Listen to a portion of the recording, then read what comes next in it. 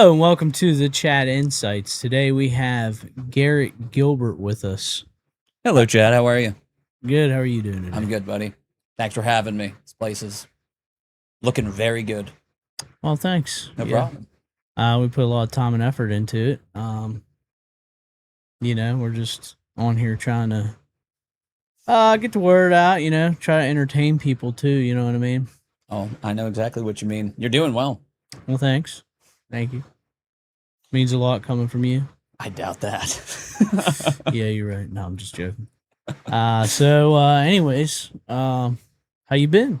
I've been good, dude. How are you? Oh, pretty good. We're just gonna go ahead and go over who you are. What do you do for a living, like work wise? I mean, it's a long answer, but I mean, the shortest I could say is basically we got all day. Yeah. Is my health insurance job, but my wife and I have technically 3 businesses on the side. One I'm building up. It's called 777 Media. I'm just in the foundational. It's going to be an entertainment company. So maybe I can work with you in the future through it. We have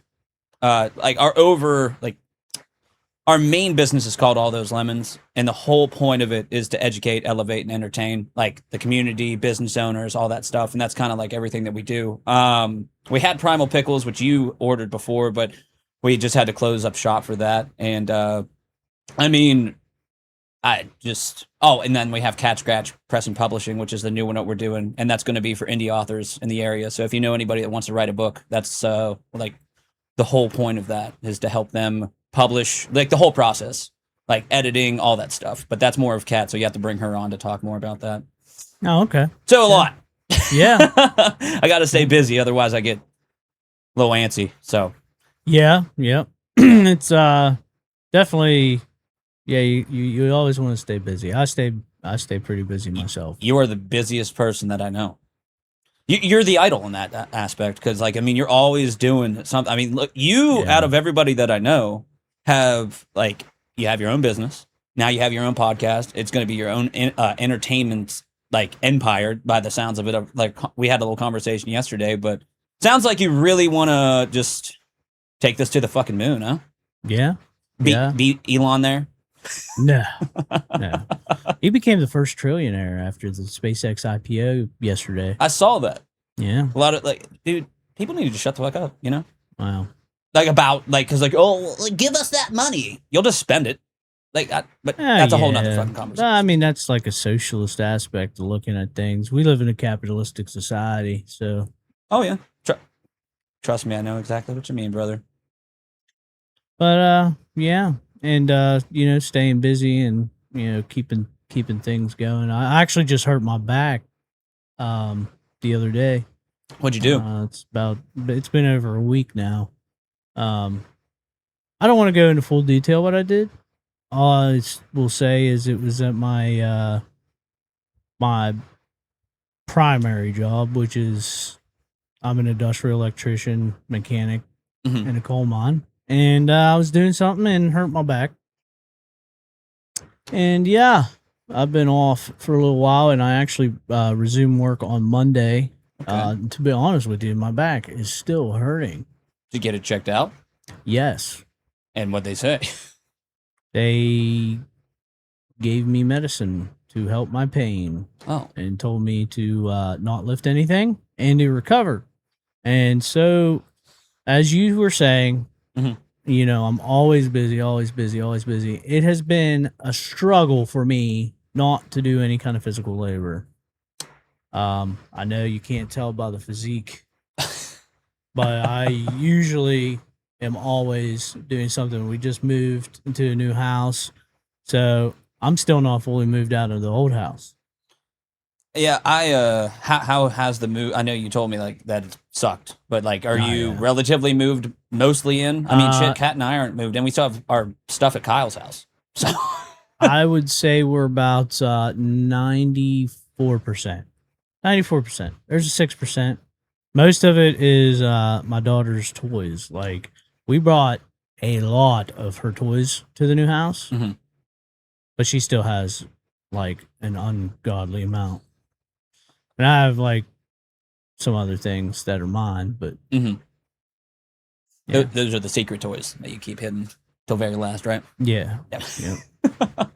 No, I took the secret toys with me. You gotta have those. Gotcha. That's actually how you hurt your back. No. Chad, let's be honest. No. You probably had just unzipped your pants. No, listen. there's a motion that you gotta go with. You know what I mean? Mm-hmm. I know my motion. I know my limits. It's pretty fast and hard. We're still talking about work here, right? I was thinking that, but now I'm starting to think something else, buddy. No. Laying out the playbook. Oh yeah. For how you had the kids. Whoa. Yeah. Oh. So what do you want to talk about today, bro? Shit. Did you just go down? Yeah. Oh, all shit. Right. You know me, going down all the time. So, anyways, you're part of that lifestyle here. What is it called? The 75 hard? Yes, sir. I had an official shirt that from their website that I figured was appropriate for today. Had to throw that on. So what does that entail? I have been wondering for a long time, and I've been waiting to even ask before you came on the podcast, because my natural curiosity I feel like would make me ask better questions. Okay, I got you. I mean, so 75 Hard is a mental toughness program. A lot of people get the misconception that it's like purely a physical thing, which it's not. It's the whole point is to be super inconvenient and to teach you discipline, structure, mental toughness, like, you know, so you can actually follow through with whatever the hell you want to do with your life. I mean, just simply put, because I actually pulled up the rules just so it's more clear, because I tend to ramble. So 75 Hard is just 75 days of doing 2 workouts a day. There have to be 45 minutes. One has to be outside, and they have to be 3 hours apart. That's the only real technical parts of that. You have 10 pages of a nonfiction book you have to read, take a progress picture, drink a gallon of water, and no alcohol, and no cheat meals, and then just pick a diet of your choice and stick to it. A gallon of water a day? Yes. I know it sounds like everything that I just said whenever I first came across this sounds insane, but what I've learned after doing it ever since 2021 is if you just break it down simply, it's actually not that intense, because a lot of people think you have to do it all back to back to back to back to back, but if you split it up throughout your day, it's actually not that bad. And you've lost how much weight doing this? So my first, it's fluctuated, but total 100 pounds. I lost 100 pounds. I went from 266 to 166 at first. I did not like being that tiny. No. So I went back up, and then I found out that I went from 166 to 175 within, I would say, the following year. So it took me from 2021 to 2022 ish to lose the 100 pounds, and then in 2023 I kind of went back up to 175, 185, and then I kind of overcorrected and I shot up to 215. And I was like, what am I doing? That was around the time that I moved in with Kyle, actually. And I blame Kyle. Yeah, no, it was 100% my fault, because one of my biggest lessons from this is to, whenever you have a goal, make sure once you get probably about, I don't know, relative, let's just say you're about 80 to 90% there, move the goalpost further down, because whenever my whole goal was to lose 100 pounds, that was all I wanted to do. And then the minute I did, I had no secondary goal after that. And then that, what that did to me, looking back on it, hindsight 2020, is that basically I just stagnated. And I just kind of slowly, I never went back to my old lifestyle at all. But I did notice that, what the creator Andy Frisella says is you have the boss voice and you got the bitch voice. Your bitch voice is basically the voice in your head that whenever you, let's just say, Chad, that you decided today I'm going to go run 2 fucking miles straight for no reason, just I'm going to do that. That little voice in your head that's but I'm tired. I don't really want to do that, or blah blah blah. Yeah, that's your bitch voice. And okay, I got you. Yeah, if I want to sell bananas on the street. You gotta get the fuck out there and just sell the bananas. You can't be like, man, I don't know where to get bananas. You gotta just go buy them and then resell them, right? Yeah, and then like the bitch voice in that scenario would be like, but like I don't really want to put in the extra work to go get the bananas. I don't want to go to Walmart and buy the bananas and then get and put a stand up and blah blah blah blah blah. Yeah, it's the one that like the voice that talks you out of shit. That's and the whole program in a nutshell is to silence that motherfucker and then amplify your boss voice, which is obviously, I mean, self-confidence. I mean, that's the fancy way of saying it. But yeah, I mean, the program, I mean, you knew me. I was always fat as fuck, dude. Let's be honest. Like, I was always fat. I mean, yeah. I mean, not like fat as fuck, but like, brother, I'm going to send you some, like, like, you can put this in post, but I'll send you previous photos of, like, how fat I actually was. Like, looking back. Nah, man, I'm good. Yeah, you don't want to see old shirtless Garrett with my big titties and all that? Nah, I think I'm good. I do appreciate the offer, though. Hey. I might hit you up on it later. But yeah, I mean, like that's 75 hard in a nutshell. Like, but yeah.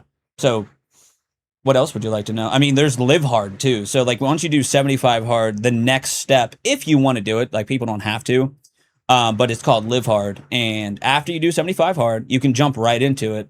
And basically, it's phase 1, 2, and 3. And phase 1, it's essentially they're all, like all the phases after 75 hard are 30 days only, right?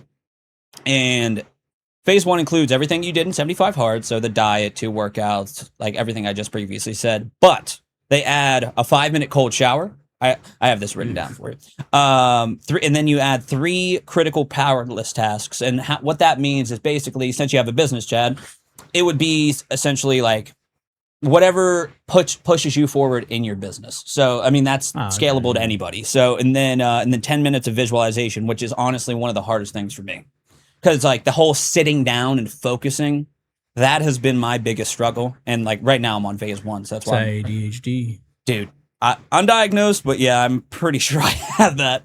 And then, like to get to the point, then you have to wait 30 days before you do phase 2. Which all phase 2 is just another 30 days of 75 hard. Oh, okay. And then phase 3 is the 30 days leading up. This confused the shit out of me, but it's 30 days leading up to your 75 hard anniversary. So let's just say you did 75 hard. You completed on December 31st, and like January 1st would be, obviously. So basically, the whole month of December would be phase 3. And it's easier than phase 1, in my opinion, because I did the whole Live Hard program back in, my first round through this. Yeah. And it's all everything I just said, but the only thing different is you have to talk to a stranger, and you have to do 1 random act of kindness. Phase 3 was always my favorite because it actually pushes you to just be a little bit of a better person. Yeah. I mean, but that was a lot. So you should probably never actually talk to strangers. I do it every day. That's the life of retail. I have so many crazy stories. Oh yeah, that would be an easy goal with being in retail. I guess you see people all the time. Oh yeah, that was for Facebook. That was the easiest thing. Now I will say with the random act of kindness, that was like weirdly hard for me because I didn't know what that entailed. So I had to like go into the 75 hard community and like look at ideas. And it could be something as simple as like I still do this to this day. But let's just say we go to Sheets later or whatever, and I'll ask the cashier, like, hey, like what's your favorite candy bar? Like I'm feeling something, like I'll act like I'm buying it for myself, and they'll be like, I don't know, Kit Kat. And then I buy the Kit Kat and just give it to them and then leave. Dude, do you believe in the Mandela effect? Yeah. So like primarily one universe is converging with another universe. Mm-hmm. And this Sheets came in Moundsville, and I've been there 4 times, and I don't recognize anybody. Not one single person do I recognize there. That's crazy. So that's perfect for your 75 hard challenge. What is the phase 3? Because you could just go to Sheets. Oh, gotcha. It's like the Mandela effect, man. All these people spawned in from a different universe. And you got like all these randos, man. I've never dude, there's a fuck ton of people that I've never seen there. Do you think it's simulation theory and they're all just spawning in? Well, I mean, not necessarily, maybe from a different universe. Okay. What if the universes are simulations, and one simulation's crashing into another? So what's that called whenever they converge? Is that the singularity? No, that's whenever technology suppresses human consciousness. Right? Well, the singularity has look up singularity. It has no actual definition of what it is. Well, it has a definition. I'm sorry, I take that completely back. So the singularity, we don't know what it will be. The singularity is like the event. Gotcha. The last thing. Future. Yeah. Yeah. Okay. My most commonly obsessed with this. Technological singularity. That's the most common referenced. Refers to the hypothetical future point at which technological growth becomes uncontrollable and irreversible, resulting in unforeseeable and radical changes to human civilization. And that being said, if that ever hit, energy, if the energy grid ever went down, we would be fucked because people would not know what to do. Yeah. Key characteristics: super intelligence, rapid change, unpredictability, transformative impact. Unpredictability, let's go there. Events beyond this point would be extremely difficult for current humans to comprehend or foresee. Like trying to explain the internet in medieval times. Okay. Yeah. You think AI is going to push us there? No, absolutely. AI may be the singularity. I have this crazy ass idea. Mm-hmm. It kind of ties religion in with AI, and I don't believe some of the ideas I have 100%. I just like the idea. Yeah. Like I could write a book about it. Yeah. What if the second coming of Jesus Christ and the Antichrist and the devil are all different AIs? You should write that. That'd be crazy. Think that could. I mean, you're gonna have good AI. You're gonna have bad AI. You already do. Yeah, exactly. That's what I was super anti AI at first, but now you kind of have to learn how to use it. Yep. I've said this multiple times. The people who will thrive and have jobs in the future are the ones who will adapt and learn how to use AI. Mm-hmm. Matter of fact, my mom is in the medical field. She works for an insurance company, and they are firing IT people. Yeah, IT, I think, are going to be the ones that get absolutely fucked by this entire thing. More than anyone ironically, they're the ones that fucking brought it up. So do you think that was I mean, I am an IT guy. Yeah, as an IT person, what do you how does that make you feel? So there are different forms of IT. There's a lot of different forms of IT. There's networking. Mm-hmm. There's hardware. Mm-hmm. There's software. Yeah.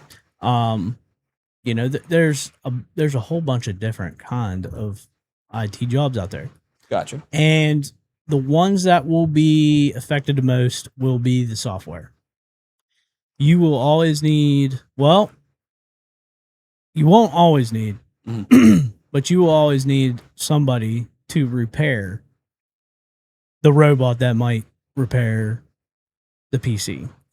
Until we get to the point where the machine. Have you ever heard the term "the machine that builds the machine"? I believe so. Isn't that machine learning from the 80s? Okay, I think it's like a really old term. Gotcha. But the machine that builds the machine, like the robots, will be building the robots. The robots will be repairing the robots. Okay. So, are you of the mindset that we're just going to become obsolete if we continue down this AI over everything kind of pathway? Humans, I don't think will ever become obsolete. We always will have that human factor.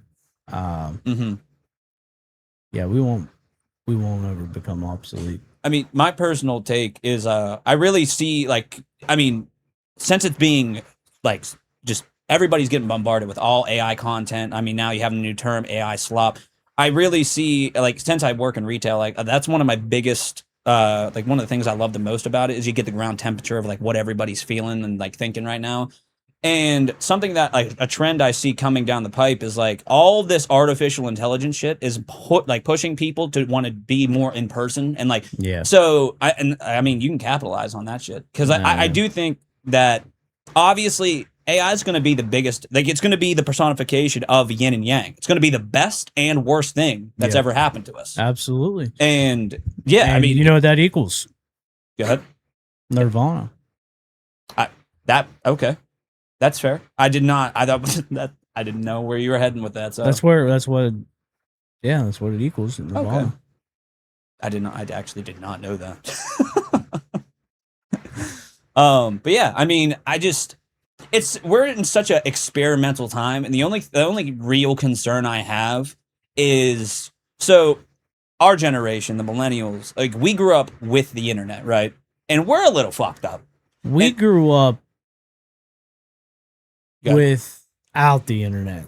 Well, I mean, like whenever we were in elementary school, we just got computers. So I mean, like that's what I mean. Whenever like we grew up with it, like we were like, I mean, we were at the foundation stage. Yeah. Of it. And one thing I've noticed, like the generational difference between us and what is it, Alpha?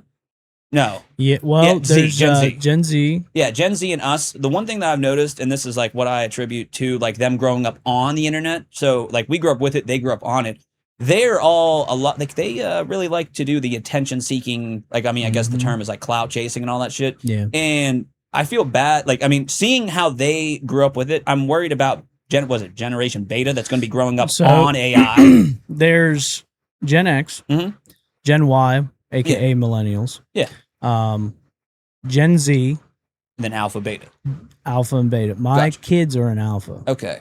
They are the ones that are going to be able to use the AI to make money. Yeah. Right now, the AI is being created. Large language models are being created. Yeah. Gen Z's fucked. Why do you think Gen Z's fucked? Or do you mean like Beta? No. Oh, I mean Gen Z. I think Alpha and Beta, they are going to be able to utilize the technology to make money. Okay.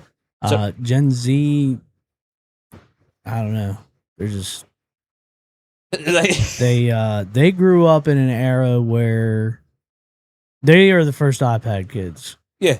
Like the iPad kids now, I feel like they're gonna grow out of it. Yeah. Hopefully. Gen Z didn't grow out. I don't think they'll ever grow out of it. So, do you think that ties into like them growing up where it was normalized to like do extreme shit to like get attention? Because like I mean, we didn't really have. I mean, we like realistically, it started with us with the participation trophies. Like my dad's always said that, and I was like, I'm like whatever. But now that I'm an adult, he's 100% correct. Yeah, like so right. You don't get the incentive to try harder. And like you're seeing that with every like. That behavior, like instant gratification, is you know the fancy way of saying it, but like that whole behavior has infested every single one of us. Me, you, Kyle, everyone. And I mean, I think it's a blessing and a curse. Like it's very fortunate, obviously, that we have the ability to like. You just ordered hot dogs, like you can do that. Like they're gonna leave it on the porch. That beef sticks. My bad. But yeah, like the fact that we can just do that, like we're super like. Well, it's probably sitting out there now. Yeah, it might be. But yeah, like what all I'm saying is like we're very fortunate, and then like it's super weird to see like how like everybody's doing so well, but they're so like they're acting like we're in the worst time period of all time. You know what I mean? Like they're well, not it's you know not to switch the conversation too much, but I think inflation has a lot to do with that. Do with which part? The part you just said. Oh, okay, go ahead. I fucking think of what you just said. With being in the worst generation. Dude, you talk about ADHD, man. My fucking thing. My shit is bad. I'm listening fully and I am comprehending, but I'll continue conversations and not know where the fuck I'm going with it. But anyways, say. Yeah. So like people are saying it's the worst generation to live in, or worst time. I'm sorry, worst time period to live. On some aspects, I definitely don't believe that. We have AI. Mm-hmm. We have medicine. We are on the brink of not curing cancer because there's so many different forms of cancer. Mm-hmm. But AI is being able to like detect cancer from MRIs like 10 years before it shows up. And now what kind of cancer you're going to have? Large cell, small cell, what blah blah blah. blah. Yeah, metastatic that's is dangerous. But I just my buddy's mom, she just got over cancer. Who? Oh, you probably don't name drop. Never mind. Gotcha. Yeah, but yeah. She had liver cancer. Oh, damn. And that's one hard one to get rid of. But they put some kind of radiation beads inside of her liver, like to target exactly where. And so it targeted that area rather than infecting the whole body or the whole liver with radiation. Gotcha. So I don't know, dude. They got to figure out what the fuck how the liver regenerates, because that's like our one organ. You know that, like that regenerates itself. Like, why can't the rest of our organs do that? Because I feel like that would supercharge our longevity. Well, yeah. Once you get to a certain percentage of damage, it doesn't regenerate anymore. Oh yeah, but I'm just saying the fact that it can regenerate. Yeah. Just. I mean, imagine if they cracked that code and they could let's just say a smoker that lost their lungs, they could like essentially regenerate their fucking lungs. That'd be crazy. Maybe AI will figure that out. Yeah, you talk about 75 hard and how it's a lifestyle and stuff. I did this lifestyle. I read this book called It Starts with Food. It talks about the Whole30 diet. Oh, okay. So, well, I use the terminology diet. I lost 80 pounds on that thing. That's first of all, I didn't know you did Whole30. That's impressive. Yeah, I mean, it was really hard. So you had to use ghee instead of butter. You couldn't have fruits. You had to have potatoes. Yeah, no starches, no carbs, nothing. You had to eat like only organic meat and vegetables, not sprayed with pesticides. You couldn't eat nuts because certain nuts cause inflammation in the body. Peanuts. Once it depends on your body type. Like it just depends on you. Gotcha. Like I could eat pistachios. Pistachios never messed with me. Fucking love pistachios. Yeah, they're pretty good, but I had to eat them with no salt because I couldn't eat salt. For Whole30, you can't do salt. No, nope. See, it's not like carnivore, and it's not like paleo. Atkins. It's not like that. It is fucking more strict. Yeah. So Kat and I funny enough, to tie this back to 75 hard, is like whenever we first did it, we chose the hardest diet at that time. We didn't know about Whole30, but we did paleo, which I mean is like a little less strict version of Whole30. I'm sure you have looked into pretty much every diet. I'm pretty sure haven't you done all of them almost? Dude, honestly, yeah. Yeah. And the problem is, like you talked about earlier, it's discipline. Yeah. I think mostly it has to do with the job that I have. Yeah. Because it's just way easier to go get a fried chicken sandwich. Yes. Instant gratification, dude. Yeah. To eat that underground is easy. Yeah. Because you keep it in a plastic or you keep it in a wrapper, you just eat it and then you go on your way. It's not like making a meal. And then, did you try meal prep? That's a bitch. Yeah, I don't always have a microwave. That's what I'm saying. Yeah, I got you. It's like almost impossible to eat healthy if you work in an underground scenario because of the limitations of things that are down there. Okay, so whenever you inevitably get hired by Tesla, are you going to do 75 hard? Inevitably, you're fucked up. Chad, you were. I'm pretty okay. Mark my words, Kyle. On this podcast episode, at this exact minute, Chad's going to work for Tesla within the next year. I'd like to work for SpaceX. That'd be cool. Whatever. But I'm not willing to move. Any Elon company. I'm not willing to move. Oh, is that like what the... I'm willing to move. Gotcha. But... you don't want to uproot the family. I get it. Absolutely not. Yeah, I mean... I want to be around for my parents, and I want to be around My wife wants to be around for her parents. And I gotcha. I 100% get that. Like that is one of the reasons why, because like I want to like move, like go anywhere. Like I just came back from St. Louis. It's essentially like just a giant flat version of Moundsville. It was very weird to see how similar. Well, that place sounds like shit. Well, there is good parts and bad parts, just like everywhere else, you know. Nah, Moundsville's actually really good. I like the layout of Moundsville. I like that's Route what I mean. 2, and it's by the river, and you got all your shit on Route 2, and then you got your little Market Street, Jefferson. Mm-hmm. They're doing Jefferson Fridays here.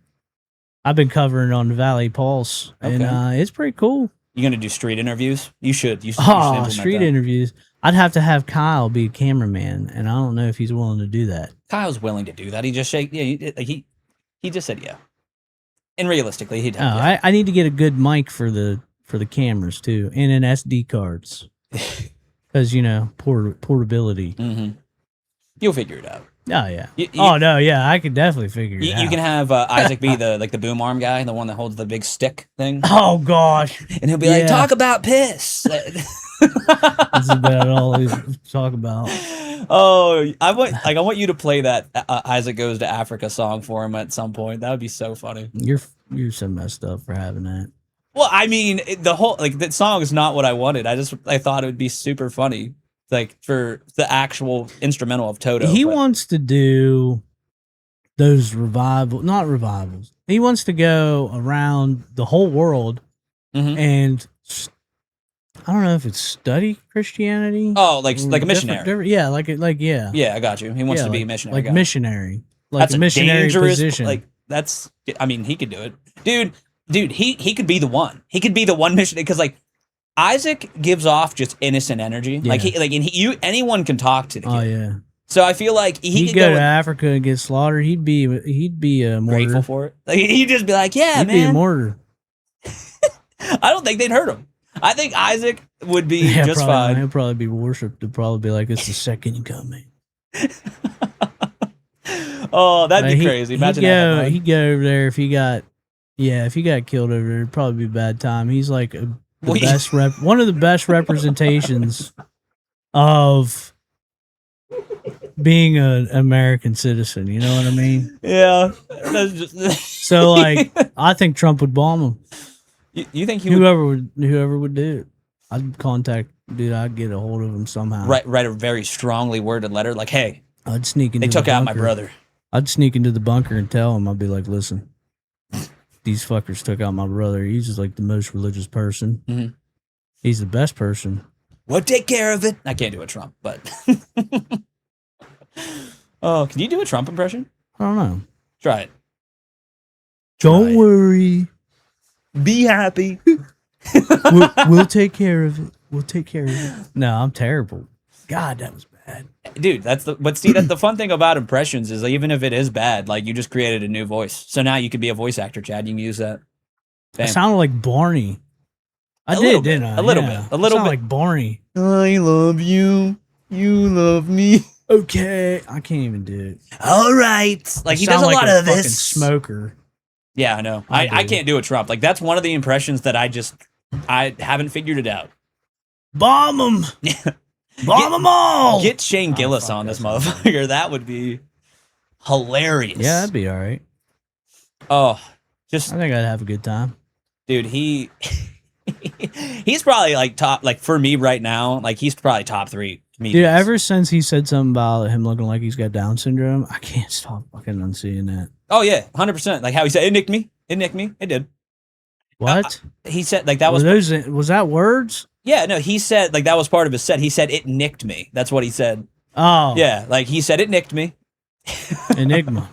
Yeah, enigma. Yes. The liver is widely regarded as the only solid we're going back viscerally organ in the mammals, including humans. I think that visceral. Oh, I was trying to figure out what the fuck you were trying to say there.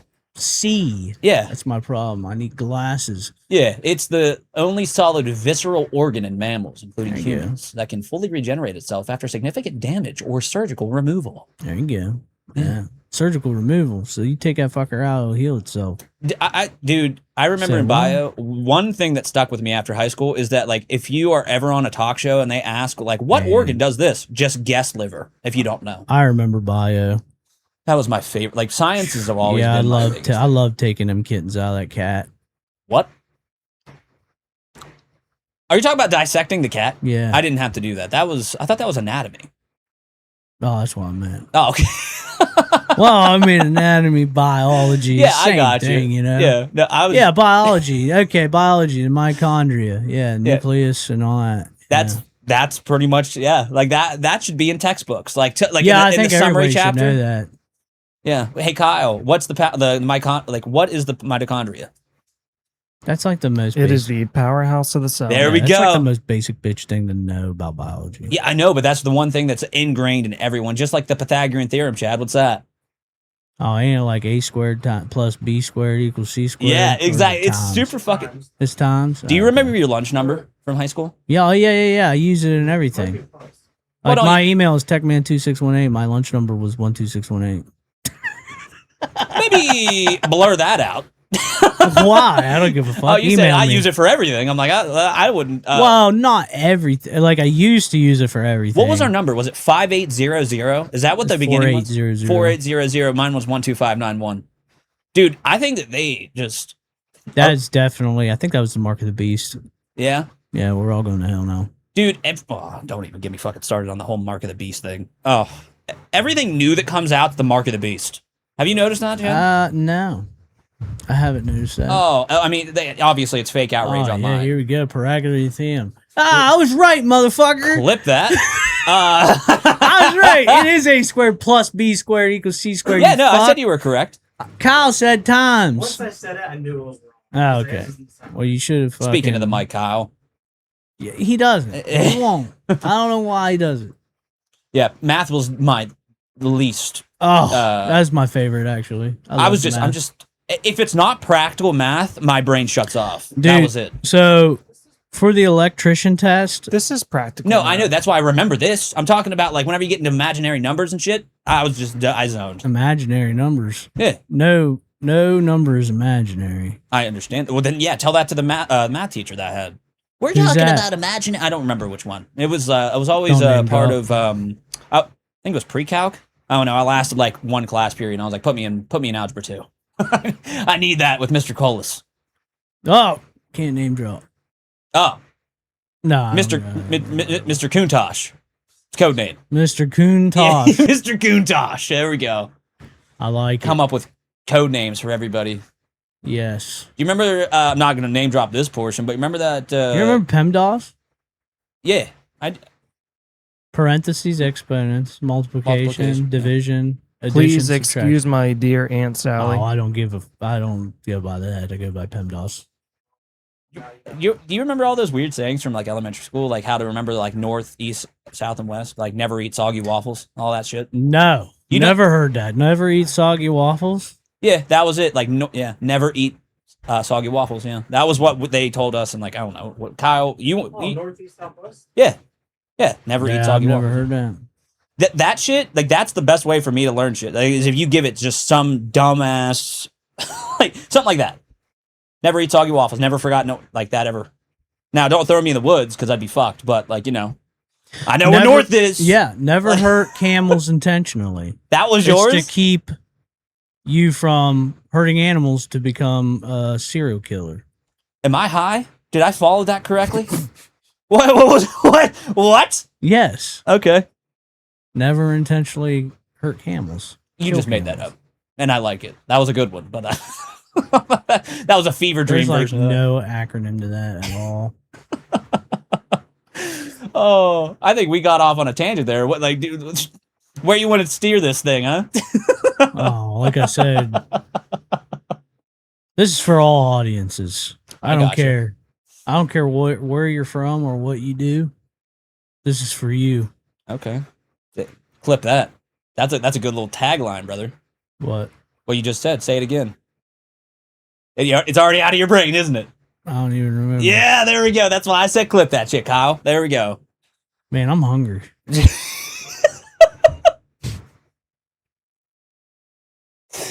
Yeah. Yeah. So like, I mean, same. Have you ate? no. I got some beef sticks. They're on the front porch.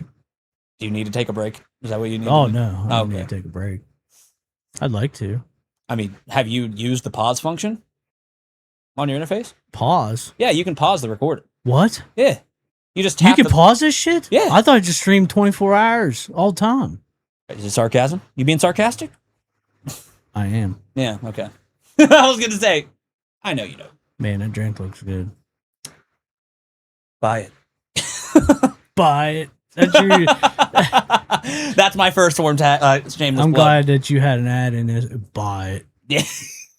That's what you should just start doing. Like whenever you do collabs with like local businesses to like, are you going to do affiliate marketing or anything like that? Oh, absolutely. I would love to have. See, that's the thing. So there's the Chad Insights podcast. That is what we're doing right now. Mm-hmm. And then now I started up a new one called the Chad Insights Valley Pulse, Okay. which is like daily news of Mhm. what's going on in the area. And the Chad Insights interviews Mm-hmm. I would like to do as like a professional sit down and talk with entrepreneurs Mhm. about what their business is, what they do, community impact, and all that kind of good stuff. Okay. I mean, yeah, that's a good vision. To which you told me yesterday you didn't have. You just. Yeah. Well, yeah, you kept asking. You're like, "What's your vision? What's your vision?" I was just curious because Like, I never had a chance to ask you I about said, the podcast. my vision is for Don't even. people who go into the hospital and Mm-hmm. they're sick and they're bedridden and they have nothing, no entertainment, no form of entertainment. They're stuck. Yeah. And they're able to just throw me on and listen. Or, the single mom who just dropped the kids off at school and she's coming home to sweep and vacuum the carpet. You could throw me on the TV and Mhm. just sit there and listen with good vibes. Or the person who's commuting to work every day. 45 minutes. That's one way for me. That's an hour and a half driving.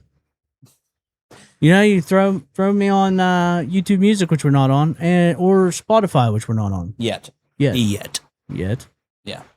I mean, okay. You can be this generation's Mr. Obvious. I don't know if you even remember what that is. No, I have no idea what you're talking about. So it's definitely something that you should check out at some point. But basically, we'll check it out right now. it was We're my gonna bring it dad's up. generation's version of like the first talk show. Like basically, these people would call in and ask this guy just regular questions that they don't know the answer to, and then obviously his name's Mr. Obvious, and he would just get it was a Is it obvious? yes. His name is Mr. There you Obvious? go. Classic comedy sketch. From, Yeah, you read it. from the Bob and Tom Show, a long-running American radio program. Mr. Obvious is the host of a fictional call-in-advance show called The Mr. Obvious Show. He's portrayed as an extremely patient, overly polite, and deadpan answer man who gives painfully obvious solutions to callers who are comically dense. What a polite way of saying stupid. Or stating the blatantly clear. Okay. Yeah, I mean, it sounds boring to us, The but humor comes from Oh, the yeah. caller describing an absurdly simple problem. yeah. Mr. Obvious, played by Chick McGee. Yeah, okay. Oh, the popular episodes. The critter one says caller has something in his kitchen. Mr. Obvious helps identify it's mouse. Oh, it's a mouse. Okay. Well, okay, that's not the one I remember, The but dog. The obvious advice about a barking dog, just shoot him in the head. whoa. Well, I mean, maybe don't shoot. That's.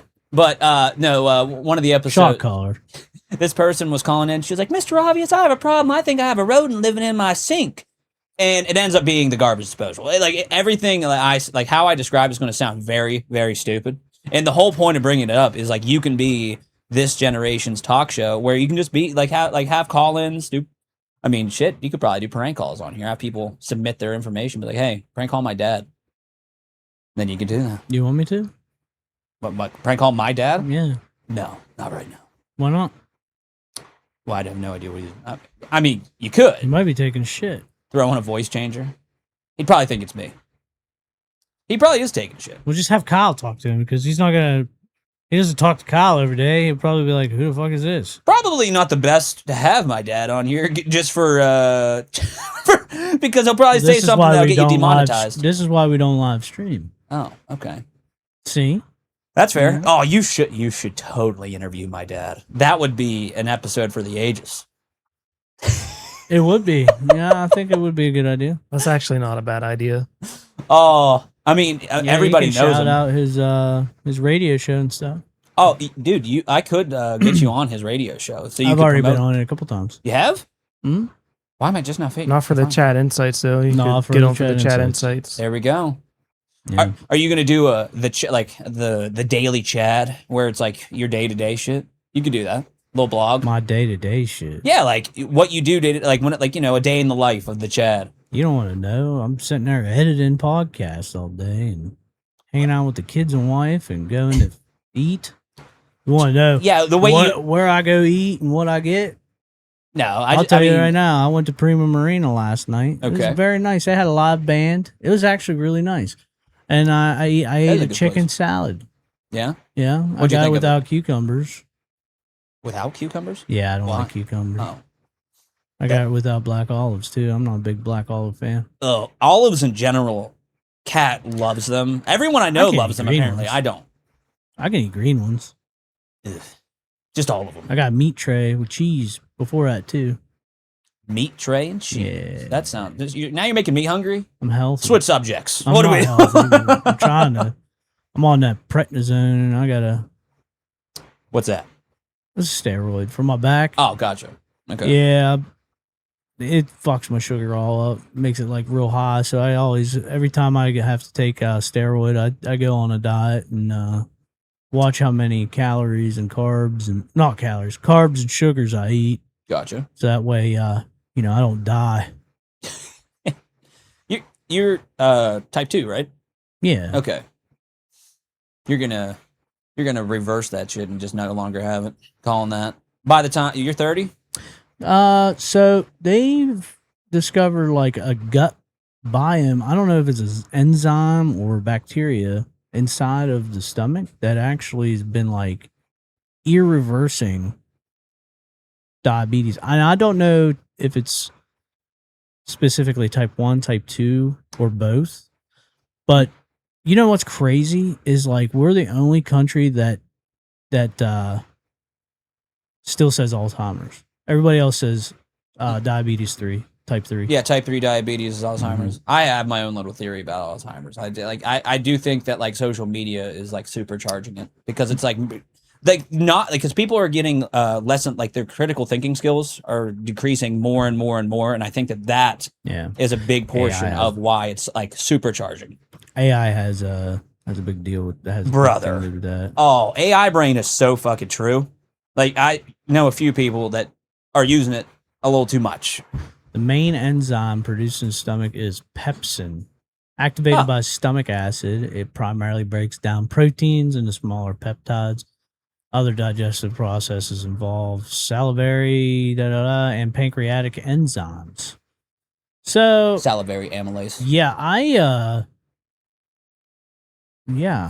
have pancreatitis. You do? Yeah.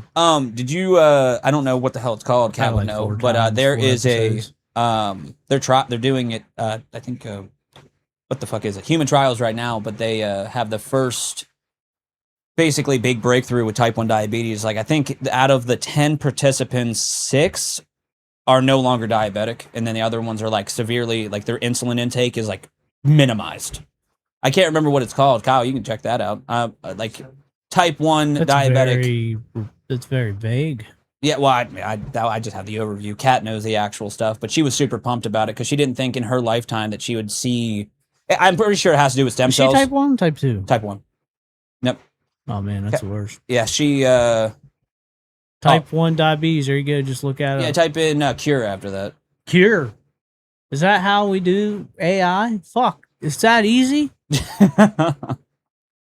After this, type in type 2 diabetes cure. Imagine promising advances. There we go. Yeah, the stem cell derived islet cell therapies. Yeah. Yeah, it sounds like. I don't know. I think we're on the like in the next 10 years. I think diabetes. Like I think most diseases are going to be figured out. Yeah. Like I mean, hemophilia. They have a current cure for type B. I'm type A, which is bullshit. But yeah, it's like $1 million. Oh, it's it. Oh yeah, I know. Like I mean, shit. I'll pull out a loan tomorrow. Even though, Loan? Yeah, pay cash. What's the matter with you? yeah, I'll just. You want to be debt $1 million? You know, one of my favorite things that, oh gosh, I don't mean to get political, but one of my favorite things that Trump said, even before the politics, Okay. he said one day he was walking down the street with his wife, Mhm. and they looked over, and there was a homeless man sitting there, Okay. and he pointed at him, and he said, "That man has more money than I do. Huh. I am negative millions, and that man's deficit is nothing." It's weird how financials work. Dude, I wish, like, of all the things, like, going back to the school subject, I wish that they had a personal finance class that they actually taught, They don't like, wanna taught do us how that. that shit. I They want, don't yeah, wanna do obviously. that. Well, here's the thing, too. So every generation has had a form of slavery. Okay. Every generation. Yeah. This generation is debt. Debt? We are enslaved to debt. We go to school, we go in debt. We buy a house, we go in debt. We Mhm. buy a car, we go in debt. And then we are enslaved to working it off. Yeah. Now, it's kind of a manipulative, oh my God. Predatory? I think it's more predatory. Yeah, it's like, manipulative. It's not predatory. You don't have to. If Don't- it was predatory, you would have to. I But mean, technically, you talk it's about paying, manipulating your sensors, Mhm. your sensory, to buy. Buy. I want. Mhm. Oh yeah, we're a That's it. like a consuming like culture for sure. Like, aren't we like the top? We're definitely the top country of consumers, right? China, maybe. Well, I know that we're like their top customer, so I don't know the specifics, but I mean, I guess we'll find out here in a second. But Top consumer yeah, country. I'm pretty certain we're number one, but let's find out. We're number one. We're number Number one in consumption. top country consumer diabetes or sugar. Let's just thought about. Oh, it's continuing our conversation. Oh yeah, no, there we are. Consumer spending. Yeah, 8. Look at the Is that difference. China's 2. Household. Oh my gosh. Yeah, dude. We beat them out more than double. Oh yeah. Gluttony. We're the gluttony country. We are gluttonous. Look at the difference between us and like India has how many, Kyle, like our population compared to India. Like Way less. is just astronomically different, and they are same only with at China. 2.2. China, Oh yeah, all of these countries really. growing fast, but still far behind. Represents only about 4% of the world's population, but derives 25 to 30% of the global But consumer you know what's spending. fucked up is like we measure wealth in debt. Yeah, You know, if you look at that, if you add the 2, 3, 4, and 5, we still spend more than 2, 3, 4, and Oh 5 my together. gosh. I'm not shocked, to be completely honest. I mean, again, like we have it very good. People, like I don't think that the U.S., like the majority of the population, realize how good we actually have it. Like, Oh no, yeah. and that sucks because like they've all been manipulated into thinking that way. Like, oh, like we're in like the most, like, you know how we talked about the worst time period. People Not are like, plated. oh, like we're in the worst. No, we're not. You can literally DoorDash food to your house. Shut up. Like, You can do that in China. Can you? Actually started in China. Yeah. Oh, Yeah, it got very popular since COVID. COVID kind of made it popular. COVID, it was a very crazy like pivot point in the world. I wish I'd seen that coming. I would have invested in DoorDash during COVID, like before COVID hit. Yeah, Damn, dude, you know how much money you make? I wish I knew to invest during COVID because that Dude, was you should have bought the SpaceX IPO, dude. It I should- launched yeah, at I should do a lot of $150 a share, and it was at like $350 last night. You remember the After stimmies? launch. Stimmies? Yeah, Oh yeah, the stim stimmies. checks. Yeah, I need my stimmies. you know what the fuck I bought used mine on? What? A foodie. That was the dumb, huh? I don't even know what I use my stimulus package on. I remember because like as soon like after I spent it, one of my buddies who's like really good with money and like he invests in a lot of shit. He was like, dude, invest in this, and I was like, I already spent it. But it wasn't as bad as one of my coworkers. He spent his shit. Like, at least a foodie is like a practical, you use it every day item in the house. I don't know what a foodie is. A Ninja foodie. It's like that all in one. It's like pressure cooker, air fryer, 18-in-1. Like you can dehydrate and all that shit. There's like every year it's like a PC. They come out with like. So a can new you function. you can make beef jerky and then deep fry it Probably at the same time? No, not at the same time. You'd have to dehydrate the meat and then deep fry it. But why the fuck would you do that? That sounds like that's just instant sick. Dude, we're gonna go back to biology, dude. You know, look this up. I don't know if it's just sperm or if it's pregnancy, but you know, chimeras. Look up pregnancy and chimera. Where the fuck is this going? No, I'm excited. No, like you like biology, right? Yeah. Man, Are you talking about how like you'll we're be like, dude, what the hell? This is fuck crazy. Wait, okay? So like pregnancy, yeah, chimera and pregnancy. okay. Now check this out. This is gonna blow your mind. Fetal microchimerism. What the hell is that? All right, Okay. go ahead and read this to me. Okay, chimerism and pregnancy are closely linked in biology, primarily through fetal, I want to mispronounce this, but microchimerism and rarer cases of true chimerism, often tied to vanishing twin syndrome. So what this is, it says it's the most frequent connection. So during pregnancy, bidirectional, okay, people are going to zone out with all the science talk. Let's get to... Small numbers of fetal cells persist in the mother's body, brain, heart, liver, kidneys for decades or even a lifetime. Okay, so like what? No. You were right. During pregnancy, bidirectional trafficking occurs across the placenta. Okay. Fetal cells enter the mother's bloodstream and tissue, and maternal cells enter the fetus, which means when you have when Kat has your kid, part of you will be left in her after she delivers that kid. Okay, I don't know what chimerism is, to be honest with you, but okay, that makes sense. Oh, you don't know what chimerism is? Nope. But I mean, I feel like you just kind of told me. So yeah, it's like when the DNA, like when you're like two people. Okay. So like baby mamas with like 6 different daddies. That bitch is like 6 different people. 7. Right? Okay. Is that how that works?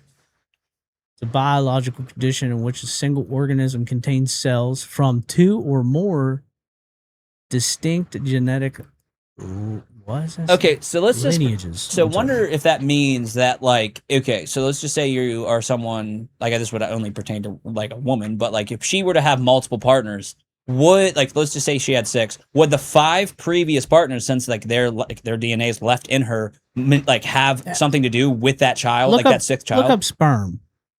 I almost wonder if it's chimerism and sperm, not just sperm. You're going to get a lot of weird searches on that one. Well, I'm just saying because does it? Yeah. Relation. Yeah. Let's see if every time. You weren't kidding about this podcast going all over the place. This is interesting. Yeah, Kyle's I love gonna have a hell of a time editing on. this. He don't even edit. Usually, he just gets on here unless you say something that's really, really. Chimerism and sperm is connected primarily through tetragrammatic fusion. Chimerism, where a man's body contains 2 distinct genetic cell lines. And it can affect sperm production DNA. Brother, this is over my fucking knowledge base. 2 fermented twin embryos fuse early, blah, blah, blah, blah, blah. The person ends up with a cell from both original zygotes. Okay. Is it zygotes? Zygote, you said it right. I remember that. I don't remember what it is, but I remember that's how you say it. I'm wondering real world impact.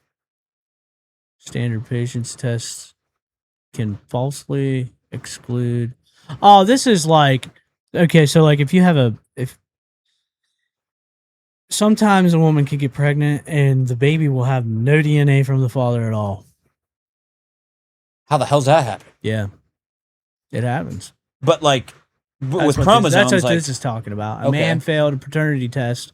His saliva DNA didn't match his son's, but his sperm DNA did. sounds But there's scenarios where like they're. Why are you looking this up? Oh no, you're good. I'm not.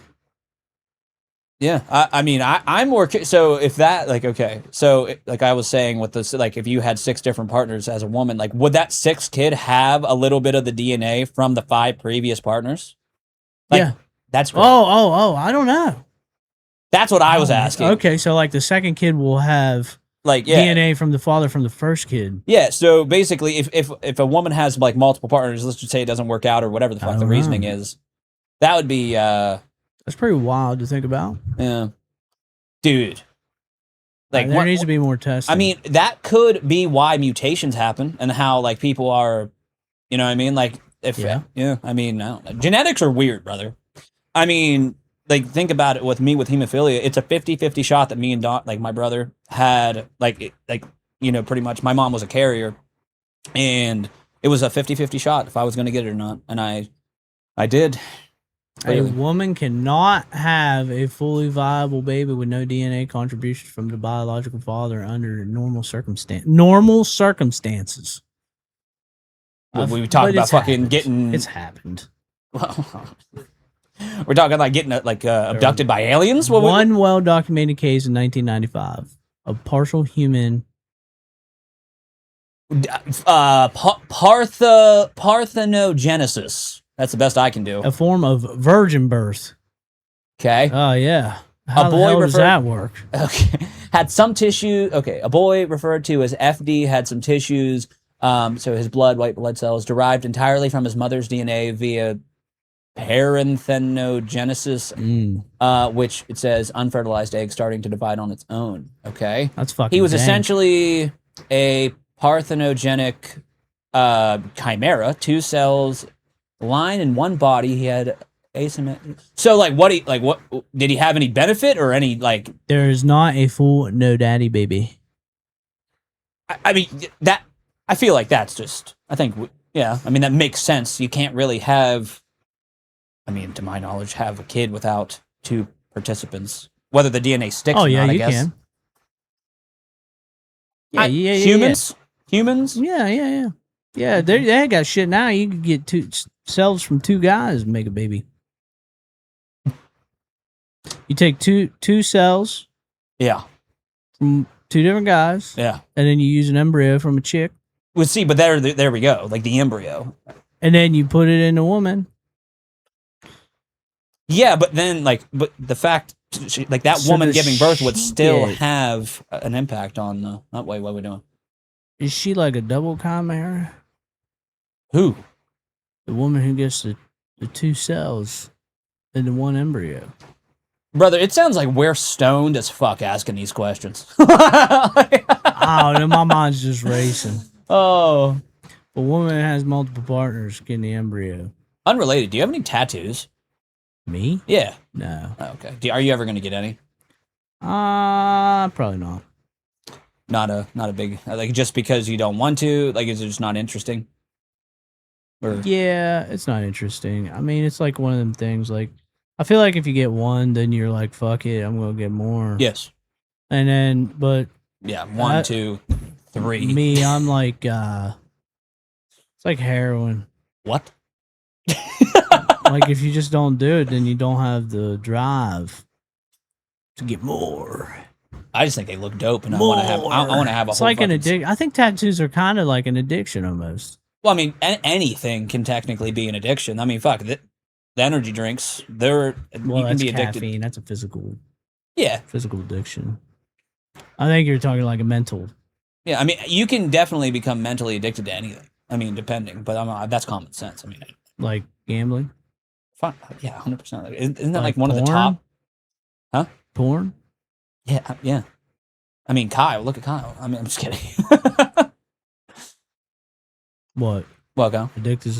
He's addicted to gambling? Probably all of it.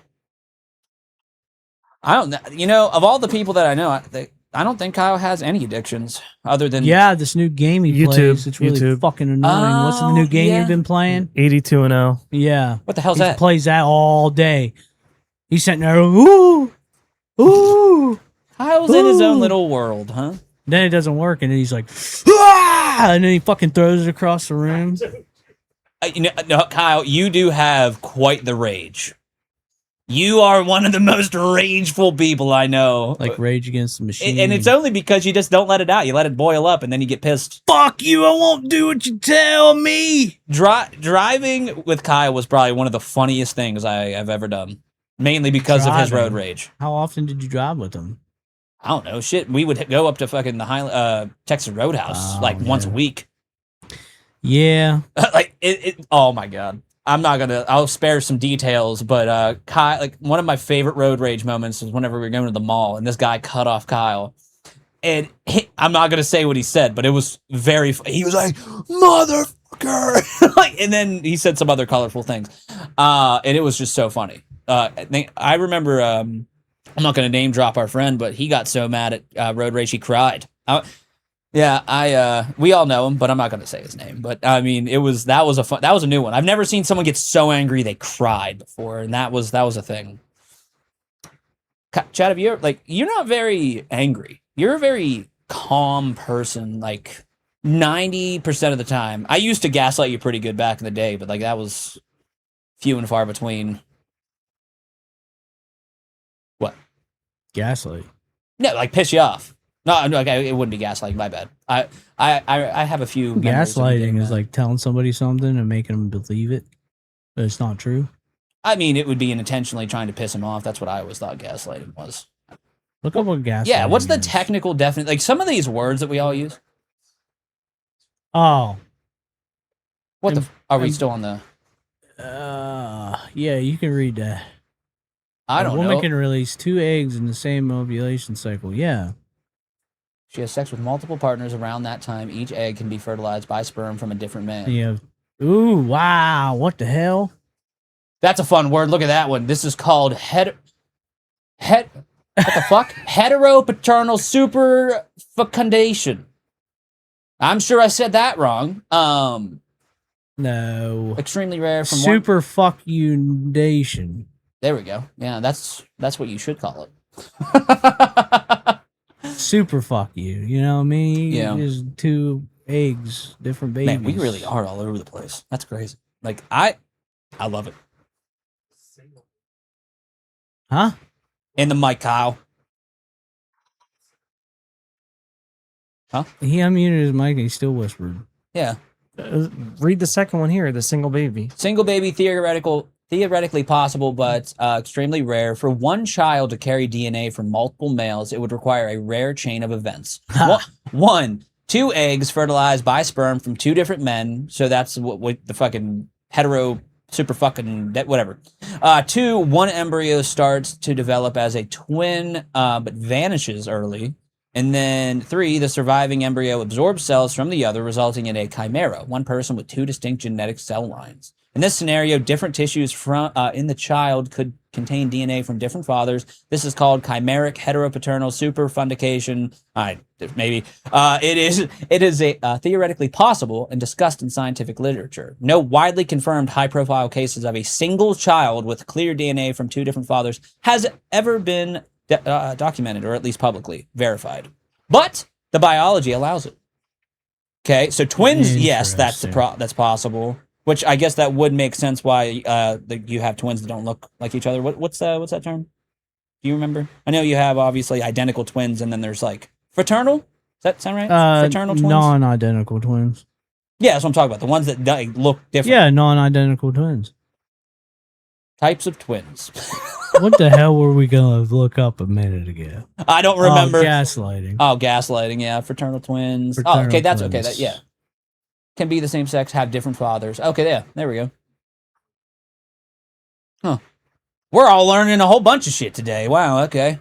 That's what this podcast is all about. To entertain and inform. Monozygotic. Okay. What? How you say that, And Chad? Say we, that one. We have to reach my core audience. One egg fertilized by 2 sperm, then splits. Nah. Say the word. Semi-identical. What's that little scientific term, Kyle? Or not Kyle? Chad? Sesquigenic. Mm-hmm. Yeah, sesquigenic. I know it's zygotic. That's the last part. So sequential quiz. Genetics. Right. Yes. Sick quiz. Gotcha. Gothic. Read that shit like Borat or something. My wife is an ass. Is a sequigenic. What the hell is a Me hair and my horse? homie Ozma just Go parked down, our side Kyle. by side. Scroll to the very bottom. Bang bang a ski ski. Keep going. Parasite twins. What the fuck? Parasitic twins. I'm sorry. I think you went a little too far down. My bad. Parasitic twins. It's where leeches off the mom. Read that mirror image twins. Read that one. Baby. Read that one, Chad. What? The mirror image twins. A subtype of identical twins where the split happens later. There are mirror reflections, one right-handed and one left-handed. I don't know what a hair horls is, but sounds like something on the island. Is that like the squirrels on the hair? Now you gotta look. One's Kyle, left, highlight one's right. hair horls it's like and the look northern hemisphere and the southern hemisphere. You ever see that weird ass thing where how the whirlpools work? Wherever they flush the toilet. No. Like in the southern hemisphere, it's opposite. It's anti-clockwise. Oh, if you just right-click the U to just hit look up. All right. Let's see. Hair. It sounds like a folklore creature. Whorls? Oh, hair crowns. Oh, yeah. So you're right. Like calyx and scalp. Yeah. Scalp. How do you say? Is that horals? Horals. Or whorls? Chad, I'm gonna let you take that away. Gaslight. Look up gaslight. Yeah, what does gaslight mean? Let's I feel like I'm gaslighting everybody right now. Yeah, everybody that's listen to this. It went from fitness and shit to just a lot of science talk. A little bit of math in there. I feel like we're in school. Origin of term 1938. Oh. In the story, a husband secretly dims the gas lights in their house while convincing his wife that she's imagining the change in brightness. That's crazy. Making her doubt her own senses and believe she's going insane. How gaslighting works. The manipulator uses techniques like denying things they said or did. I never said that. Trivializing the victim's feelings. You're too sensitive / overreacting. Man, I'm having flashbacks to past relationships. Shifting blame. Withholding information or lying outright and then projecting their own behavior onto the victim. You're fucking crazy. Yeah. What do you mean? So 1938, man, that guy was a dick. And also, wait a minute. So how did they, was this guy bragging about it to his friends? Like, how did this spread? It's like a type of lying. It's like a type of lying, a specific type of lying. Lying to manipulate their feelings in your favor. I mean, that's pretty much it. But like that, like the guy, the 1938 guy, he definitely went to like some meetings. He was like, guys, listen to what the fuck I'm doing to the old wife. Like, I've been dimming the lights every night, telling her it ain't fucking dimming. It's just her eyes. Dude, this is hilarious. And then they all start doing it to their wives. Wow. Hold on. It just spreads widespread. Kyle, the follow-up question I would ask is based on the 1938 example, how did that spread? Like, how did the idea of gaslighting spread? They definitely they held gaslighting conferences back in 38. They were like, this is how you piss off your wife. I mean, 38, was that whenever like that was really like the original like the man does all the shit? That's how they used to keep the spark alive in relationships. Spread through a classic. They used to just gaslight their wives. From niche pop culture. So pop culture, all right. It started with the 1938 British play. It was a play.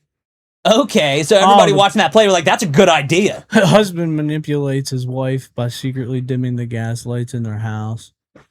Then insists she's imagining the change, making her doubt her sanity. Yeah, the terrible. pipeline at the very top there, it says, here, Kyle, scroll up there. It says, the idea and term gaslighting spread through a classical multi-stage path. So from niche pop culture, then into academic or psychological circles, and then mainstream explosion. Imagine that, just being the guy that set off, like, mainstream. Wonder if he ever got gaslighted, the guy who created it. I gotta go pee.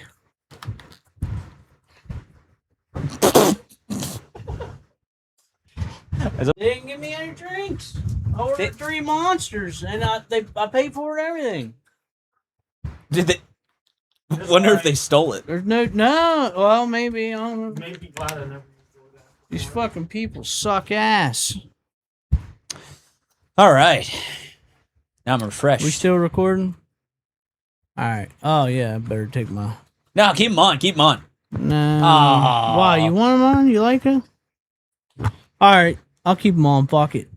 There we go. All right. I'm The keeping Chad them on now has for Garrett. the Riz. All right. Hey, listen. Yeah, I'm listening. Give me a daily walkthrough of you in Hard 75. What do you do? 75 hard. Yes. Hard 75 sounds like a porn challenge. Hell yeah. So you said a day in the life. Yeah. So basically, it's an evolution. So like do you want like the very first time and then what versus what I do now? Because the short answer for the first one is I 100% we winged the fuck out of it. So typically I found with work, I would wake up earlier and then do my first, like my outdoor, and then after the fact, I would do my second workout after work. So, and then the water thing. There's been so many times where I've had to drink like a 64 ounces of water right before bed. But like nowadays, I mean, through trial and error and like pretty much. So for instance, like I'm on phase 1. I'm on day 6 today, I believe, day 6 or 7. Yeah, 6, 7. Not cringy. But anyway, that needs to be the thumbnail. Yeah, this. Yeah. But no, whenever okay, so what I've been doing like for phase 1 is I'll wake up and basically I'll take my picture, I'll do my cold shower, and then I'll do the 10 minutes of visualization because I've tried doing it like later in the day and I just cannot focus at all because just, how the day goes. Hold on. Good. 10 minutes of visualization? Yeah, that's part of phase 1. So like what do? You just visualize shit and try to like take some shrooms and like imagine some shit? So that is a loaded, it depends. It's person to person. So the best way that I've been told and taught how to properly visualize is to basically, okay, let's pretend that you are trying, a visualization practice for the Chat Insights. Basically, you'd sit down and then you'd visualize your ideal day. In like whenever it's like gone viral, done like you've done it. You've done the fucking thing. And that's what I kind of do is like I visualize like 777 media or whatever, and then like I like you wake up in the morning, like you're visualizing getting out of bed, like what do you see, what do you smell, like how do you feel, and then wake up in the morning feeling like P Diddy. Well, hopefully not, but P Diddy sore. What did he wake up and smell? Lube. Who knows? But anyway, just to. Because I don't want to ramble too much, but yeah. So I wake up, I take my picture, drink 32 ounces of water, do my visualization and cold shower just to get it out of the way. And so this is because like based on my shift, I either work 5 to 2 or 6 to 3. If it's 5 to 2, then basically I just kind of mix and match like whatever I can. So on my breaks, I'll do my 10 pages of reading and. But basically, it's just kind of like like the whole point is to be inconvenient. Like the whole point of the fucking program is to teach you how to basically just whenever shit like life gets hard and things aren't going your way, you can just basically adjust. It really like that's like one of my biggest takeaways from it is But yeah, I mean, So you wake up. Mm-hmm. Currently, yes. At what time? So well. Today I did not. I woke up super late because my alarm didn't go off. But on an ideal day, so the fucking 6 previous days, I wake up at 4 a.m., 4:30 max. and then I get out of bed. I've learned that I need to take the cold shower then because it'll wake your ass up. And then I do the visualization sitting up because in the past I do a little experimentation to like make sure like what I'm doing is optimal for me. But if I try to do visualization like as soon as I wake up, I just fall back asleep because it calms you the fuck down. So I do the cold shower first and then I do the visualization. And if I typically, whenever I lived with Kyle, I would actually do my 45-minute workout first. But I don't really want to walk for 45 minutes on like out of like in the dark. Huh? I'm not gonna give your address, Kyle. I'm just saying where we live. I mean, pretty bland. It's not anywhere actually. I'm not on. Block that out, Kyle. Yeah. But yeah, no. But now, yeah. So I wake up. I sound like yeah. Wake up. Fucking System of a Down. Now you're kicking my ADHD and Chad. But yeah, no. Wake up and then I do my 5-minute shower or 5-minute cold shower, visualization, read, and then I go to work. And on my lunch, I do my first outdoor workout. And then after work, I do my second workout. So that's done. And then I'm also part of a group called the Operator Standard. It's basically 75 hard for your life. That's how I would describe it. And I have my own little individual tasks on there, and so the 3 additional critical tasks that I mentioned for phase 1, I do that within there. So for instance, I dedicate 2 hours to a specific skill that I'm learning. Right now it's podcasting, so today is actually doing the thing. So this is part of my tasks today. That's why I said you got me for 2 hours because that's part of my daily tasks today. But the big thing that I learned, I thought you had to do the same shit every single day on phase 1. So like the 3 additional tasks, I thought they had to be the same. And that's not the case. So they can be like, it's whatever pushes you forward towards your goals. Like, they have to be 3 specific goals to push you forward. I mean, with whatever you're doing. So like for you, the chat insights, one of your tasks could be record today, post, edit, like that shit. Like that could be your 3 tasks, right? But yeah, so I was last month. It was doing a master. Do you know what master class is? Not like the term master class, but are you nodding? No. No, I have no idea what a master Okay, so master class is basically it's a website you can go on. It's like a subscription. I think it's like $180 for like the year, but you get access to like experts in their field. So like there's a cooking class with Gordon Ramsay and a whole bunch of top chefs. Well, anyway, whenever I was really in Wheeling, huh? In Wheeling, Yeah, it's all. We going to that? Yeah, I mean, I'll go. If you I'll go. go meet Gordon Ramsay. You idiot sandwich! Like, I want Kyle to meet Gordon Ramsay because of how much Hell's Kitchen he watched, like back in the day. That shit, like every day, like he would be watching clips, and it wouldn't be like full episodes; it'd just be highlights. But anyway, yeah, and then I would obviously drink water throughout the day to get back on topic, and basically, I know by now having done this since 2021 where my weaknesses are, and it's kind of like neat to look back on like how much I've actually changed for the better. So like for instance, prior to 2021, I didn't read shit, bro. I didn't read like anything like other than like in college and high school, like having to like the mandatory readings. I hated it. I hated it so much. But one thing I learned about 75 Hard is it actually made me like learn to like I actually love to read now. Especially like, I mean, for 75 Hard, it has to be like nonfiction, but that also spawned into me getting into like fiction. Like right now I'm reading the Dungeon Crawler Carl series, which I highly recommend if you like books. That sounds like nonfiction. Huh? No, it's pure fiction. It's basically if you took a video game, like and mixed it with D&D, Dungeons and Dragons, yeah, and then put that into a book because there's like boss fights and shit. It's very good. Like for an undiagnosed ADHD person, it keeps my attention, and they're fucking long books. But anyway, but yeah, I mean the program taught me a lot. I mean, realistically, I mean, did I ever tell you like why I started? No.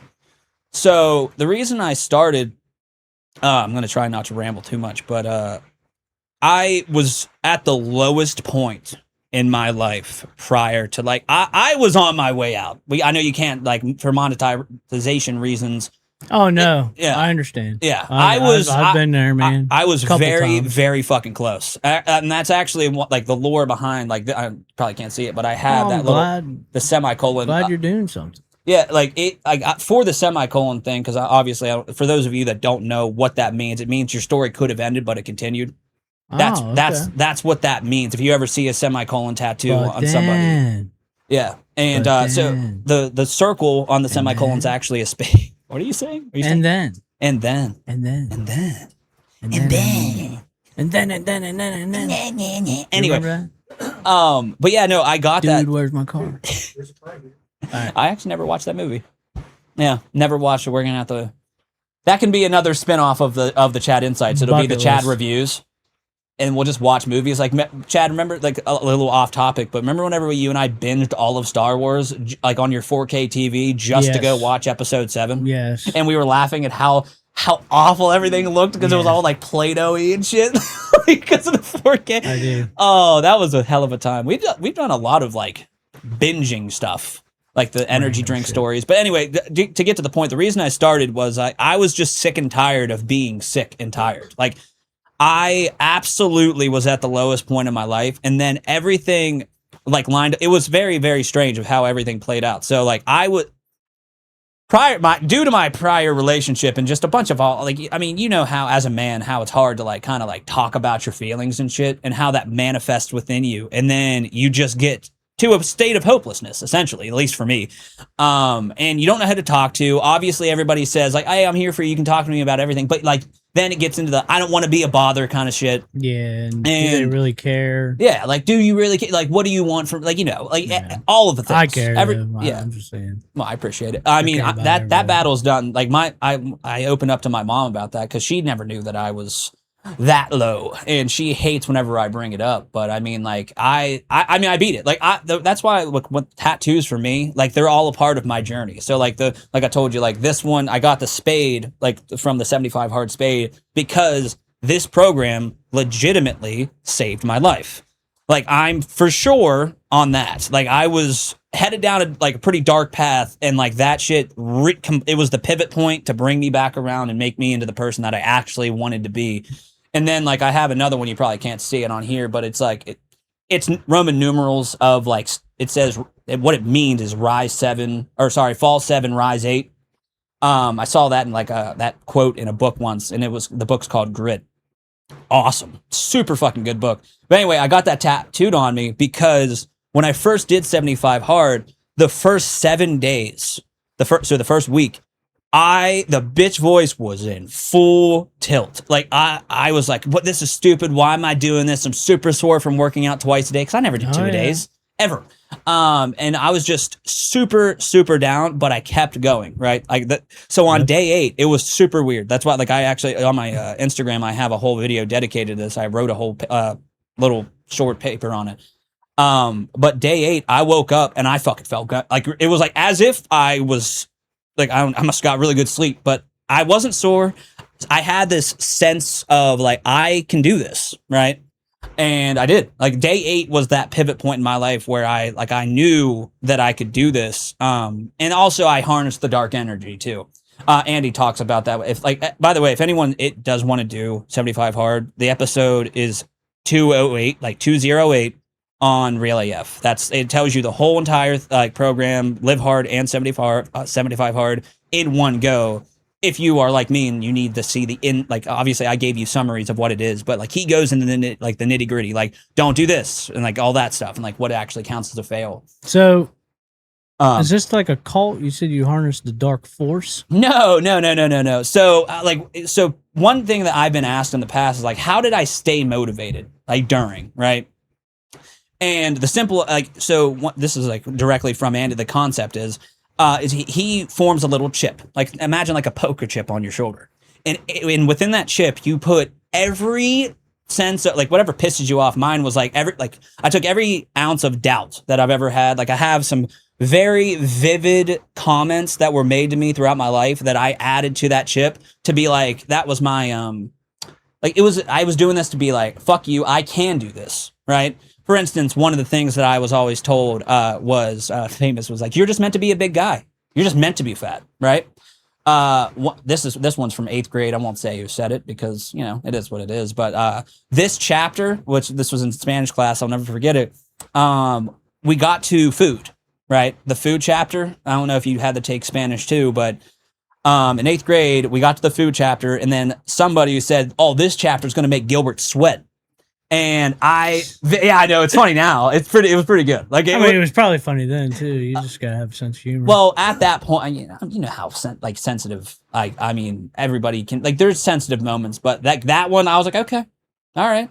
But anyway, the point was like, harness like the people that have done you wrong and all that shit. You can use that energy to motivate you in the beginning. That's the biggest warning I will give to people that want to do it or use that method.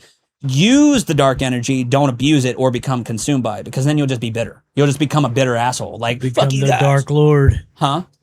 Yeah. It does sound a little culty, but no, I like in the beginning, the first round I did it, I was I was on the path of like, I'm going to do this because fuck you guys.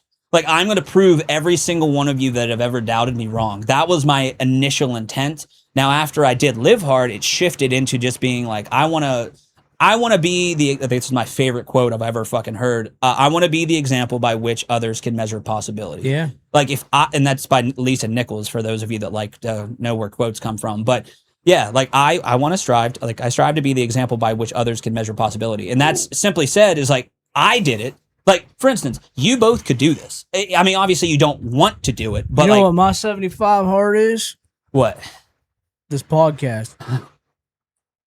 I respect that. Like, I mean, podcasting is actually. I mean, now it's not even that it's hard. It's just like it is hard. Yeah, consistency. It's consistency. We're gonna do it every day. We're gonna give the people what they want.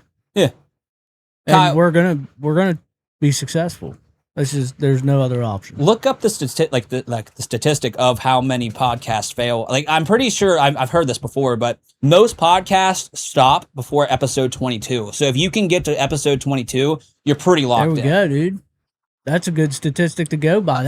That's a good goal. Yeah, just so you know, like that's a good goal. I'm pretty certain that is what it is. I mean, it's probably changed now, but yeah, most podcasts don't make it to episode 22. They quit. And it's all because, and so, yeah, I mean, you could do like your own failing podcast. What did I say?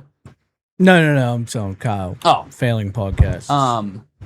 But yeah, I mean, it's that simple. It's just like I said, 75 Hard is a mental toughness. And that was my first, like, with the nonfiction for anybody, this is like just like some general advice for anyone that wants to do it is like, pick a skill that you want to, like, that you know you need to learn and fucking go all in. Like, I mean, if you like statistics, you should, if you want to learn a skill or become at least adequate, like, I mean, Kyle's a living example of this. I'll get, like, since it's personal, editing, like this podcast. Kyle sat down on his vacation and all day watched video after video after video after video to learn how to do this shit properly. And look at this. Like, Kyle is very, very good at what he does. And you obviously do this. Like, I mean, Chad, we're good at talking. Like, we like, our strengths are, we're good at talking. But I mean, talk a lot. And I'm an IT MFer, you know what I mean? I'm good at IT shit. Yeah, I mean, you're good at a lot of things, Chad. Don't. I mean, it's not too like egotistical. Like, I mean, I'll toot your horn for you. Like you. What? Oh no, yeah, I got you. Thanks. I can't do a trumpet noise or something, but anyway. But yeah, no. The whole point, like, for instance, okay. So what I personally did whenever I did 75 Hard the first time was I fucking hammered all the mental aspects. Like, I read all the like self-help books. And like what I learned is like a lot of them are just they just repeat themselves a lot. But the most impactful one for me in terms of, because like I can't really focus that well, as you probably have noticed, is the book, I think it's called Mindset.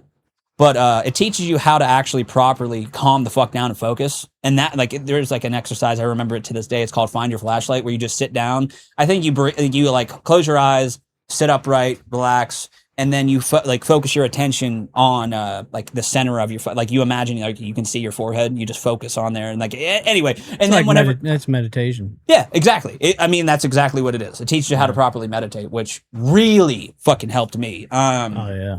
But yeah, like because I always wondered why I thought the way I thought. Like, why did I always doubt myself and all the shit? I mean, without going too far into it, because I don't like to ramble too much anymore. But yeah, like it's just like that was my main focus, and that's why like nowadays, I mean, I'm pretty confident that like I am like mentally speaking unbreakable. Like I mean, I firmly believe that because like whenever people try to fuck with you, I mean, everyone's gonna try and fuck with you at some point, regardless. Insert scenario here.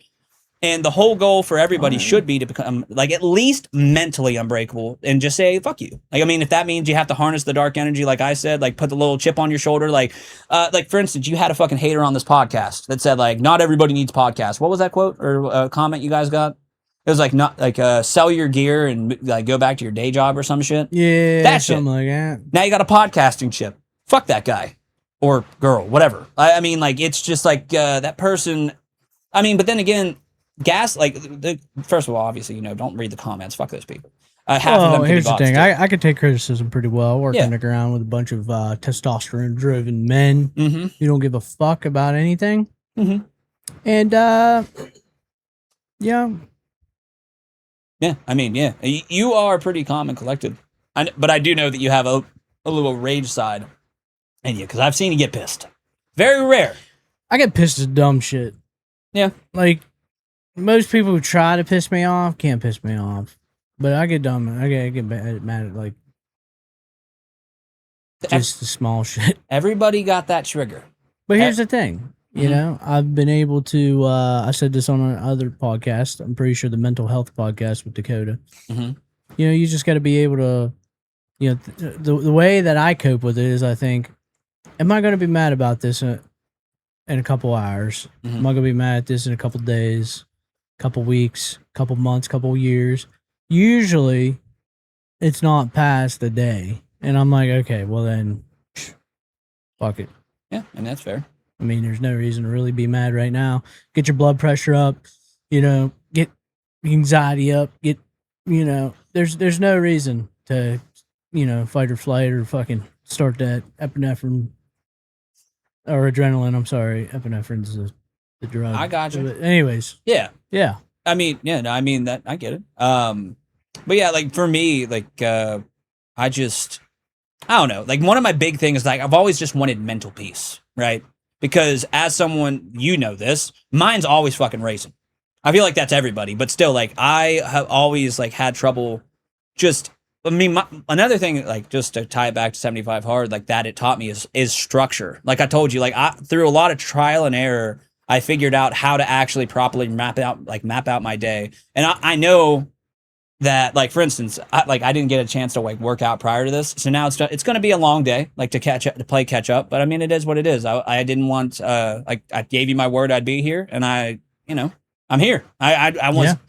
And yeah, I mean, it's just keeping the promises to yourself is another big aspect that the program teaches you because, I mean, all of us are our own biggest critics.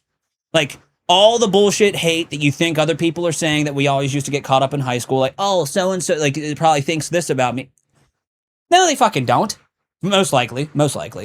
But I mean, at the end of the day though, bro, I just to tie it back to I strive to be the example by which others can measure possibility. Like I'm doing this, I'm not doing this for me anymore. I'm not like, I'm in the best shape that I've been in personally. My new goal is to get abs for the first time, which is going to be a bitch, but challenge accepted. Anyway, I'm doing this for the hemophiliacs. I'm doing this for anybody that like just like they want to become the best versions of themselves. And that's what I love about that program because that's the whole point.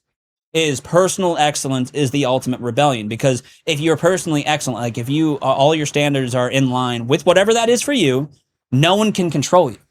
Not any, like literally the government, whatever little rabbit hole you want to go down, no one can control you if you are personally excellent. So that's why, like, obviously it comes down to control the controllables. You control what you eat. You control what you drink. You control what you consume in terms of information. Mm-hmm. I mean, again, another like to tie it back to Kyle, like that was the coolest little case study I've ever fucking seen of how fast someone can learn a skill. He learned how to fucking do video editing in basically a day. Obviously, it's an ongoing thing, as with everything. But like me and Kat talked about this, like how impressed we were with how quickly that motherfucker caught on to this. I mean, it gets down to like the power of like whenever you genuinely set your mind to anything, you can do it. I mean, within like it was pretty impressive. Like, were you on vacation or something, Kyle? I'm pretty certain you were off for like the week or something like that, and he just sat down all day and just fucking video after video, and then he started playing. Was it DaVinci? Is that what you guys use? Yeah. Video after video, just learning how to do that. And obviously, I mean, like this podcast. I mean, for those of you that are like this is your first intro to it, go watch episode 1 and then and compare it to episode 2. In just one episode, your audio improved. Obviously, I don't think you had the film up, right? Or something like that. But anyway, like your audio improved, the video, like how the lighting is. Like this is better than anything I've fucking done. And I have had several podcasts at this point, and all of them fizzled out before episode 22. By the way, just for a little fun fact there. But yeah, it's what was it? 40. Oh, 44. Holy shit. Okay, the average podcast publishes around 21 episodes before becoming inactive. Like, i.e. failing or stopping regular production. Key podcast failure, or churn statistics as of 2025-2026 data, says 44% of all podcasts have fewer than 3 episodes, so many launch and never follow through. I'm one of those. 70 to 90% never make it past 10 to 20 episodes, common milestones cited. Only 8 to 10% reach beyond 10. So you guys are already in that bracket. Reaching 20 to 21 episodes already puts you ahead of 90 to 95% of shows. Many sources describe a sharp drop-off early on, so the pod fad, when a show quietly dies, is extremely common after a few episodes due to burnout, lack of planning, or low initial traction. Yeah. Pod fade. That sounds... I mean, that's a good term. I like it. Most people stop early running out of content and momentum. Yeah. I mean, my thing is like whenever I do this, I feel like I'm projecting to the future. Like people are going to come back and probably watch earlier episodes. That's the way I look at it. I mean, where's the Chad Insights going to be in fucking 2030? What's that? Tell me that. Hopefully we'll be live on like a, stage introducing some,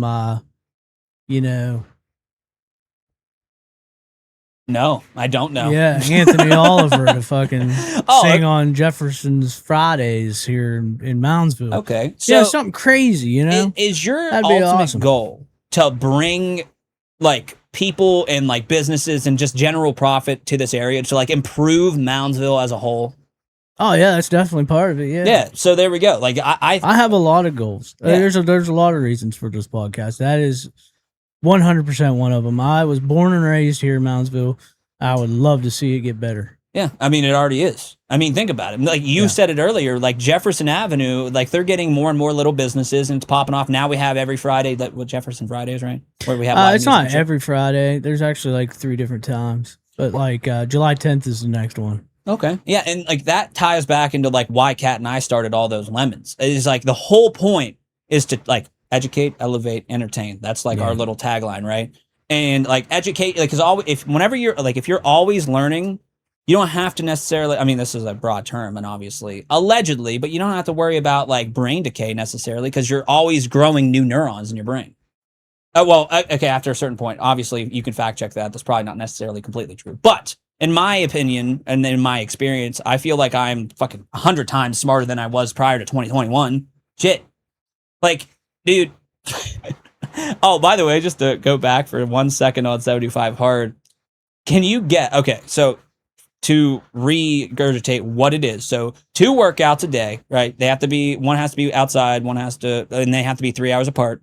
10 pages of a nonfiction book, picture, water, a gallon of water, diet. Of those 5 things, and no alcohol. What do you think for me the first time was the hardest? No alcohol. No, actually, That's it's funny. That's somebody in my life said good luck about that because Are you serious? Oh yeah, fuck yeah.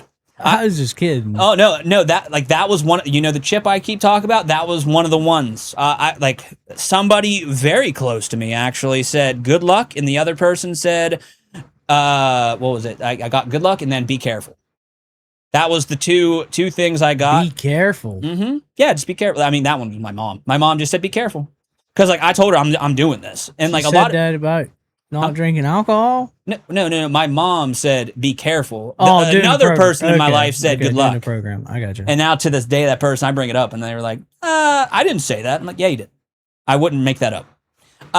But yeah, no, it was not alcohol. Actually, I've never contrary to a lot of my past lore, I never really thought mentally speaking. Obviously, looking back on it, I was more of a binge drinker, but I was never an alcoholic, and I'm thankful to know that about myself. I mean, a few people probably would see how I drank and be like, that guy's an alcoholic, but I never had an urge to drink.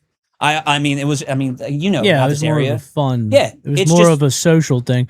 That's 100%. what I say too. Like, I could go out and socially drink, but I can't go to the bar. Like, I can't go to the bar by myself and drink. I can't do. I just don't have the drive. Yeah. Same with having friends around the fucking fire at the house with the canopy up, and it might rain or sprinkle, whatever, and then having some brewskis. That's cool. Yeah. But to go home, I know motherfuckers. I work with people.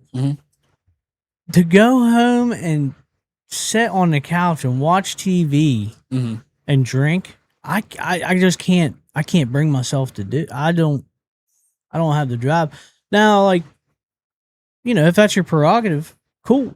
If you want to sit down, crack open a beer, watch the chat Insites on YouTube, that's you. But I personally, I just, for whatever, I can't do it. I can't drink alone. It has to be social drinking. Yeah, I've in college, I've done I'm playing Xbox, right? So you're technically not alone, but I've drank technically alone while talking to friends on Xbox. I don't think I could do that. I'm sure. I'm not going to name drop anybody, but a few of our close friends that we all know, I've passed out on we would do, this was during COVID. That was this was prior to 75 Hard, obviously, because right after COVID is whenever that started, right? I did that following year is how whenever Kat and I both started. I was trying to get her to come on this podcast because I at that point know that I wouldn't have been able to do the program without her at by my side. So that was a big thing for us, in terms of building the relationship. But I'm getting off topic. What was I saying before that? Let's test your listening skills, John. What do you mean? We were talking about drinking? Yeah, okay, drinking. Yeah. So I passed out on a Zoom call because we all Zoomed each other, and we were all drinking and playing video games. And I apparently drank so much that I fell asleep on video, just And I think they have a picture of that. I'll have to reach out to them, but that would be a good little callback of the struggles I've had. But anyway, yeah. So no, alcohol wasn't the no alcohol thing was not hard at all. To answer the question though, it was the reading. 10 pages. Yep.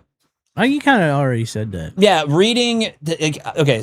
Yeah, the reading. What is it? 10 pages. Yeah, 10 pages a day. Oh, and then that whenever. Okay, in the grand scheme of things, that is 15, 20 minutes of reading for the average person. Yeah. For me though, no, it takes me 5 hours. Yeah. It took. Well, I found out why. I can tell you actually why, because I took a speed reading course and I know why my brain, why I could not get into reading.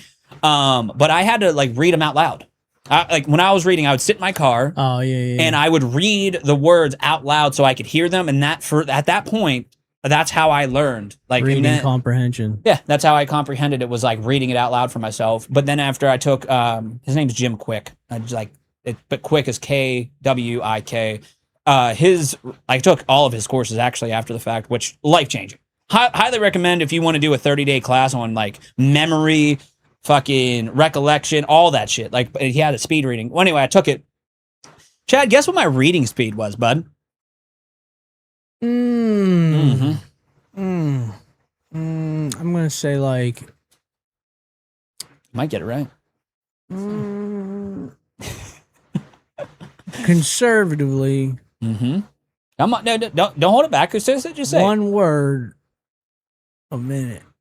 No, thankfully No, that I'm wasn't just that. joking. How about like 100 words a minute? Is Close, it based closer. off of It was 120 minutes? words a minute. You know what grade level that is? 120 words a minute? Yeah. It's probably like kindergarten, eh? No, third grade. So yeah, it's a That's third grade reading Pretty level. low, yeah. And then after I I'm took probably the worse. course, I went up to 400 words a minute, which is collegiate level. So what it Yeah. was, and that's how where I I've need stayed. to take that course. Yeah, it's well, the reason why you and I and anybody that doesn't enjoy reading, the reason why you don't, most likely, mind you, obviously you have to like read shit that you're interested in. Otherwise, like I always tell Kyle to read the manga series of like Dragon Ball Z and all that shit because it's actually like that's a big thing. Is like pictures. Being interested, huh? Yeah, and that too. Like pictures. Like I love graphic novels more than actual books still to this day. But anyway. Yeah, so your brain's always looking for novelty. Obviously, we all know that. And like that's why, like, with whenever we get too long on one subject, what do? We switch to something else we want to talk about because your brain's always looking for that next thing to like take your attention to it. And so, Yeah.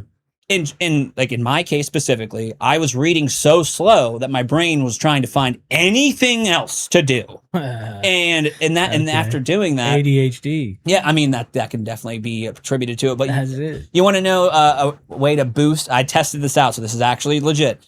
Do you want to know a way to boost your reading speeds like by 50%? I need to know what. It's called a visual pacer. So, for instance, what I did personally, you take a pen, and let's just say that you want to like read this can or whatever. Like there's only a fucking like 5 words on it, so it's not going to matter. But you trace. Most people do their finger. You trace under the words you're reading. Don't touch the page. Don't put your finger It's over kinda the like words. using a cursor and highlighting where you're reading it. Yeah, essentially yes. But yeah, so long as you glide it under the words you're reading, it boosts your reading speeds by 25 to 50%. What if you highlight the section that you are reading? Probably a similar thing. I just know that like whenever you trace under the words and That's you don't only touch the page, 5% yeah. faster. So by the way, this is some bullshit. This is one of my my humbling things. So I don't know if you know this, but and please fact check it. But women naturally read faster than men. I'm almost certain. Oh yeah, probably. So Kat, her baseline, because like in that class, it teaches you how to like do like how to calculate your words per minute.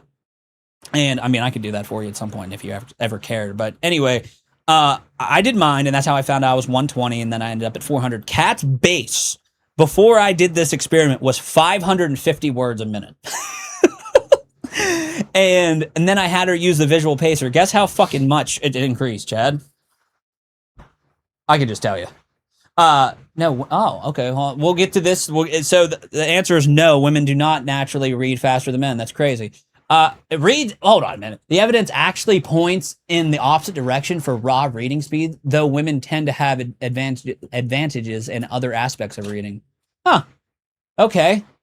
That's Words actually per minute. Yeah. Okay. So large meta-analysis on average, silent reading speeds are around 238 words per minute for nonfiction and 260 for fiction. Oh, in adults. Yeah, that's another thing too. Like you said, you would be able to read things out loud and be able to comprehend it better. Not only like reading comprehension for reading out loud. Some people can read out loud faster than they can read in their head. Yeah, that's actually another aspect of it. So the speed reading course, like at least what I got from it, obviously was reading faster, but it teaches you how to read silently faster too, because that's what I couldn't do, right? By the way, to tell you, she went from 550 words per minute to like 750 just by using your finger. And I'm like, that's fucking insane. Like Finger's a powerful tool. Yeah, damn right it is. You use a finger for a lot of things, get you faster.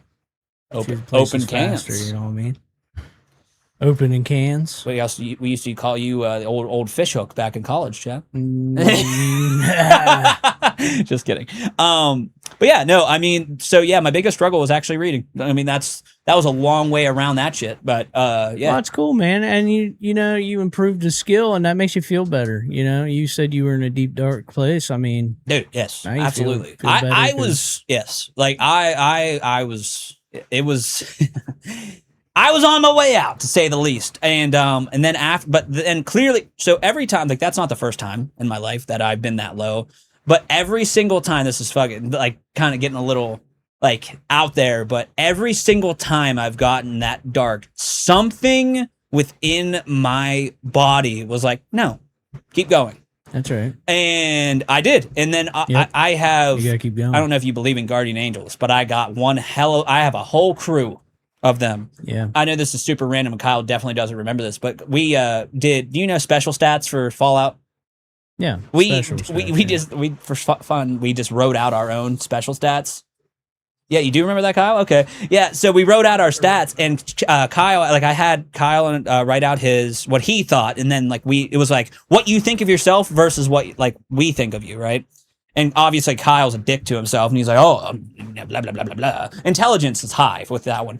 Anyway, I put my luck down as like a 10. Or like a 9 or 10, and Kyle was shocked by that. But like, I do believe that like I can give you so many different fucking like examples of like why I feel like one of the luckiest people on the planet. And like, it's just, I mean, even with all the bullshit, all the bad that's happened in my life, all like it doesn't come close to the good in terms of like, and even though like obviously, I mean, I don't know the statistics of how many fucking bad experiences versus good experiences you have in your life, but it's definitely what I've learned is perspective. Like how the worst fucking thing that can happen. Like, I mean, think about all the people that have it easy. Like, just to tie back to the beginning of this fucking episode is like people bitch about everything now. Like that is like what's in. That's what's cool. Everybody like I fucking hate this more than you hate this. It's always Tommy Topper bullshit. Like I hate this more than you. Blah blah blah blah blah. And that's all obviously been incentivized by social media. Like I mean.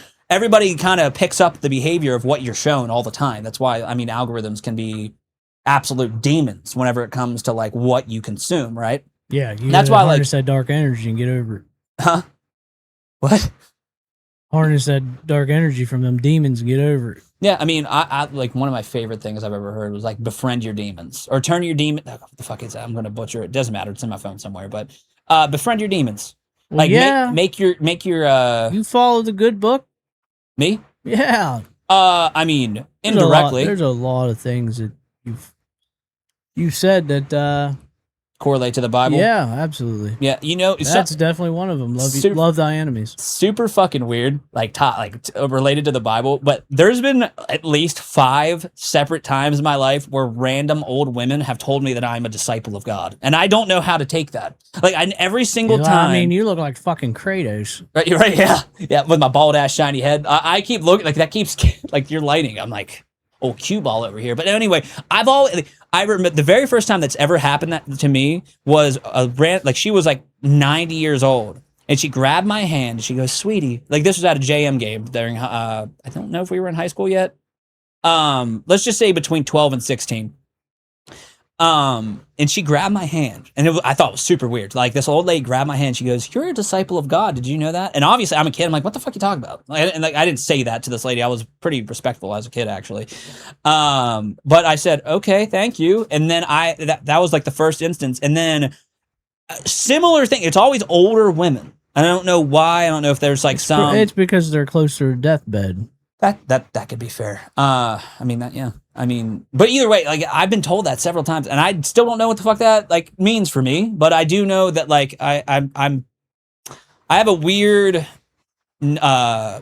skill of like, I mean, talking obviously, and obviously. Yeah. Okay, Kyle. I don't know what is a disciple. Like whenever somebody says you are a disciple of God, what does that mean? Never looked it up. I just assumed. What was it? Oh, Chad, you are pretty much. You should unmute your mic, Kyle. Yeah. You might as well just keep your mic unmuted, Kyle. You're pretty quiet. But anyway, it says a disciple of God is a committed follower who learns from, obeys, and emits God/Jesus. I don't know what I did for her to say that to me. Then I was just walking by. The word disciple comes from the Greek. I don't know how to say that. Kyle, say that. That has math in it. You're good at that. Mathetes. Let's just go with that. Anyway, meaning learner, pupil, or apprentice. That's interesting because I do like the whole always be learning aspect. So that's interesting. In Gospels, Jesus called people to follow me, not just believe in him, but to become his disciples. Okay. go down characteristics. Let's see what Whoever that is. does not carry his own cross and come after me cannot be my disciple. See, Damn, that's deep. okay. So you have to carry your own cross, which I mean could be burdens, could be anything. Okay. And yet, you know. Well, you then there we have go. to Then carry things with you, and I'd be carrying in order- burdens. That's in for order sure. to be able to, you have to carry your burdens to be able to carry God. Not only burdens, but other things. You know. Yeah, my philosophical outlook is very unique. Like, obviously, I mean, are you now, Critch? I know you used to be like agnostic. Are you still agnostic, or do you care? Like, do you talk about that like religion on here? I mean, we can just change the subject. Who, me? Yeah, Oh, you know, we don't have to talk about it. We can there just is a move on. God. Yeah. I do believe I do believe Jesus came down. Mhm. Yeah, Tread lightly. I listen. I listen to the book. Mhm. I follow a very narrow path. Yeah. I don't do the big churches thing. Mhm. I don't even really actually do little church things either. I do like the congregation. I like the community. I like that everybody shares a following, you know, in the church, and so I like that aspect of it. It should get broad because obviously there's going to be people that like hear that and be like, "Oh, whatever, it's bullshit." One thing that you have to do, no matter what you believe in, is believe in something. Because those of you, like anyone that goes like, "Oh, I don't believe in anything," that's bullshit, and that's why you're miserable. Like, there was a point in my life where I was like that, and that's actually blasphemy against God, which is like the number one sin. Huh. Okay. And that was a long time ago, though, and that's actually one of the sins that they say cannot be unforgiven. Is what? Blasphemy? Is blasphemy against God. Yeah. And blasphemy, again, like feel free to look that up, Kyle. What the fuck is what does blasphemy, like what is that like definition? So like I've always wondered. Saying it ain't real. Oh, saying God isn't real? Saying it ain't, yeah. Can blasphemy be forgiven? Kyle's like, "Oh God." Yes, blasphemy can be forgiven. Oh, what this means. Regular blasphemy, cursing God, taking the Lord's name in vain, mocking God. Got it. Is forgivable. Okay, got it. All right. Well, anyway, but the point is, it's like, just to get back to, you have to believe in something. Whatever that is, if you don't believe in something, Cursing God. that's why you taking feel the Lord's hopeless. name in vain. Mocking God is forgivable. Okay. If the person repents. The one exception is blasphemy against the Holy Spirit. Yes. What's that mean? That is unforgivable. A persistent, willful, and final rejection of the Holy Spirit conviction, continually attributing the clear work of God or Holy Spirit to Satan or evil, even when you know better. Dying in the state of complete hardness of heart, refusing to repent until the end. Okay. It is not a single angry or out. What a turn this podcast So has all went. you gotta do is repent. Okay. See, that's so interesting that it's just, I mean, people will read that and be like, well, that's easy. You know what I mean? To repent. Like, do you? Yeah, I mean, Jesus died on the cross for it. Mm-hmm. Yeah, I mean, yeah. Believe it or not. Yeah, I mean, realistically, everybody believes in something. At least you have to, otherwise you're hopeless. Like there's no, like, that's one thing I've noticed. Like, I'm all of us here, and probably others that are listening to this, have had a point where you don't believe in shit. Like, you've probably been to a point in your life where, like, I don't believe in anything. Life's so hard. There's no way that there is X, Y, Z, because why would life be this hard? One of my favorite fucking quotes, this is actually from a rap song, but God saves his toughest battles for his strongest warriors is roughly what it was. That's not the direct quote, but that one really spoke to me because, I mean, if you think about the people that have the hardest lives and just keep going, you kind of look up to them. I'm not trying to be looked up to. That's not why I do anything. I just want people to see me and see the example I lead and just know that whenever they feel like it, they can do it. I mean, that's really what. There was a story about that where a guy was like, God, I want to become more courageous. So he gave them, a cliff to jump off of into the ocean. Okay. And he didn't jump off of the cliff because he was like, don't want to do that. I'm too scared. Okay. And then, he also asks God, I want to, be, more inspirational. We'll just go with that. Mm-hmm. And he lined all these things up. Like he aligned all these cameras and audio equipment and everything to this person, and then they just decided just to give up on it, do whatever instead. Mm-hmm. And there was God looked down and said, I gave you the opportunity to be courageous. Mm-hmm. I gave you the opportunity to be inspirational. You didn't take it. Okay. That's your own fault. All right. So that's kind of how he works. It's not pray and get. I want that new car. Yeah. I want that new car. You're praying for it. You're like, God, please let me have that new car. Here's an opportunity to work in the coal mine. Work your ass off. Beat yourself in the dirt. Or unemployment. And you choose unemployment. Of course, you're not going to get that new car. That was that was the gift. Yeah. It wasn't getting a new car. You're focusing on the wrong things. Mm-hmm. It's like path, options. Yeah. And you have the option to, pursue that path, or you have the option not to pursue that path indirectly. So the Bible's very indirect about it, almost everything. And I think that's the meaning of it being so indirect, is to give you the knowledge that it's all indirect. Mm-hmm. One thing leads to another. You have to think outside the box. You have to come back away from Earth and look down on what's going on and be like, okay, this is what I need to do this. Just to say one thing, clip that. That would be a good reel. Just so you know what you just said. That was the inspiration that you were talking about. That was some good shit. I'm amped up. Now I want to go do shit. Oh, good. That's an old wise tale. I kind of altered it a little bit because the inspiration thing wasn't part of it. Yeah, but that's what you got from it.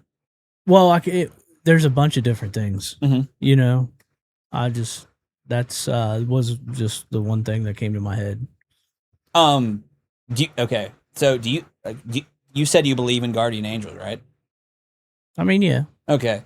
I got fucking so many stories. I don't know. Did I ever tell you that as a kid, my parents, not just my mom and my dad, but my grandparents, they all told me that I talked to ghosts. Did I ever tell you that? No. Oh, yeah. I'm going to tie this into guardian angels in a minute. But, yeah, so apparently, so a little lore about old Garrett here is my parents were actually, they got divorced before I was born, right? And my grandma that's what we call it, Grandma Donnie. She was on her deathbed, and so her dying wish was for my mom and dad to get back together. So they did, and then they found out that she was pregnant with me. That's some fucking crazy shit, right? So then, yeah. So when I was born, that was the person that okay. So another story is this is directly from my grandma Tana, which is my Grandma Donnie's daughter. So she said that I would just stare at the ceiling and just talk to it, which is creepy as fuck to think about. Imagine seeing a kid do this. But anyway, I would stare at the ceiling talking, and then they would come in and be like, "Hey, Garrett, who are you talking to?" I'd be like, "Grandma Downey." This is from them. They said that I looked at them and said, "She says hi," and shit like that. And then another grandma that it was my dad's mom. I apparently was at this little tea party table thing, sitting there talking, and my dad. This is from my dad. He said that she was like, "You need to see this." And he opened up the door, and I'm sitting there talking to somebody. And he said, "Garrett, who are you talking to?" Same exact thing. I was like, "I'm talking to Grandma Donnie." And then I described what she was wearing. And I didn't, first of all, by the way, I didn't know, I was never told as a kid who Grandma Donnie was. I didn't know that name. I said that out of the blue, right? So I was never told her name. And apparently, according to my family, I said what she was wearing, which apparently was a very vivid description of common outfits that she would wear. And and I always said that she said hi. And so that was weird. And then on same thing at my grandma Tana's house. So she had like this fucking staircase. Like it was like a 2-level building. It was like a little duplex. Her stairs were like this. Like it was like a fucking like the Incline. steep. Yeah, the incline was the steepest angle. Very unsafe. And I was at the top of them, and there was like 20 steps, 20, 30 steps. I felt like, so my grandma, this is her perspective. She said that she walked by and she looked up, and I caught her attention, and I went to walk towards her, and I fucking fell. Like I fell down these steps. And her perspective, again, this is what I've been told. She said it looked as if I had been picked up and like guided down, and then like dropped on the floor. Like I didn't like hit the steps and tumble down like a tumbleweed or anything like that, which would be, Kyle's laughing over there. That would be a funny image to see. But anyway, she said from her perspective, I flew down the steps and I just got up and I was completely fine. No injuries, nothing. I didn't even have a scrape on myself. And yeah, so anyway, so that's a fucking guardian angel right there. And then a more recent one, you actually, I'll tell you this after we're done, but one of our friends passed away. It was like one of the first times I'd ever had like a close friend at a young age pass. And he died in a car accident. You probably know who I'm talking about. But he was on his way to work. I think I don't know the full story. I just know that on his way to work, he fell asleep and he crashed and passed away, sadly. Anyway, to tie this in, this month, the fucking guardian angel shit. I call in my head, I call it the breeze. So I worked at Amazon for 6 months, right? And it was an Imperial PA, which from here is an hour and 30 minutes one way. So it's 3 hours of driving just to go there. And they're 10-hour shifts. You know how this is in the mine. You have ridiculous hours too. But anyway, that was my first experience of like that life. And I was driving home one day. Kat still is pissed, like because that was whenever we had like just gotten together. This was like just prior to 75 Hard. I was falling asleep at the wheel. Like I was very, and if I like it was. I do that a lot. Well, maybe it'll do it a lot, Chada. But thank God you have self-driving, so you don't necessarily have to worry about that. You can. I still kind of do, but anyways. Yeah. Well, either way, I was falling asleep, and key point to this story is my windows were up and my AC was off. Just so you know, for the context, my windows were not up. Or sorry, my windows were up. Sorry, there was no airflow in this fucking car. Really, I was very hot actually. Anyway, and that's probably why I was falling asleep, because I was getting nice and cozy. Anyway, I was fucking milliseconds away from just going out. And then out of nowhere, I get the coldest fucking breeze in my entire life. And obviously this is just my perspective. So the sciencey people will be like, well, there's probably some fucking cold flare that just went through your vehicle. Anyway, I got the coldest I'd ever been for a split second, and it woke my fucking ass up immediately. Like immediately. I was wide awake, alert. And then I was looking around. I'm like, I realized, I was like, did I have my window down? I look over, it's up. Everything's up. I look down at my AC, it's off. And yeah, and I got this very crazy cold chill, and I was completely alert. And then after that, I did put my window down, and it was like close to, it wasn't winter, but it was pretty cold out. Yeah. And then I had that cold breeze. And to this day, this could be bullshit, but my own interpretation was our friend that passed away while sleeping, like at the wheel, saving my fucking life. Cause I've known him since elementary school, and I think about him all the time. And like, I have never told his parents that. I want to, but I don't want to like regurgitate that trauma. You know what I mean? I'm pretty sure I know who you're talking about. I know you know who I'm talking wasn't real close friends with him, but from my understanding, he was a coal miner, right? It was something in labor. And he was working in like a different state. Arkansas, Alabama, something like that. I know. He was out of state, that's all I know. Yeah, and he was coming off of a double. Yeah. Yeah, him. Yeah. Yep. And we were really, really, really, really close. Like, I mean, pretty much all throughout high school. I mean, high school, everybody kind of starts to distance themselves. But I remember, like, that was the first, this is, like, actually another thing. Like, at his funeral, it was me and another one of our friends. Like, we went in there together. And that was the moment that I will never walk up to another casket ever in my life, because I have a very firm, like the last, and if, I mean, I'm probably going to go before you guys, but I don't want my last memory of whoever to be them in a casket. I want to have a pleasant memory, and that's why, because like I've been asked that, like, why don't you want to walk up? Because like I've had some deaths in the family and like close people that like, you know, I went to the funerals. It's just I'm not going to walk up, because there's two times my grandma, like my nanny, which was like one of my first best friends that I felt like she understood me. I wrote a paper about her in fucking high school, because that's a whole nother crazy story. But anyway, it's just, I feel very, very, like that ties back to why I feel so fucking lucky. There are several times where I feel like I could have died. I mean, if it went another way, I would have been, oh, you can't probably say that on the podcast, but I would have not been here anymore. And every single time, something has intervened to keep me going. And that is another reason why I keep going. Because you're here for a reason. Yeah, all of us are. It's not just me. It's every single one of us. It's just, you got to find that thing. Like, don't allow society. Here's my inspirational fucking talk for a second. Don't allow any outside. I mean, it's very hard with technology because it's like learning how our fucking behavior is. But do your best to just not be consumed by hate.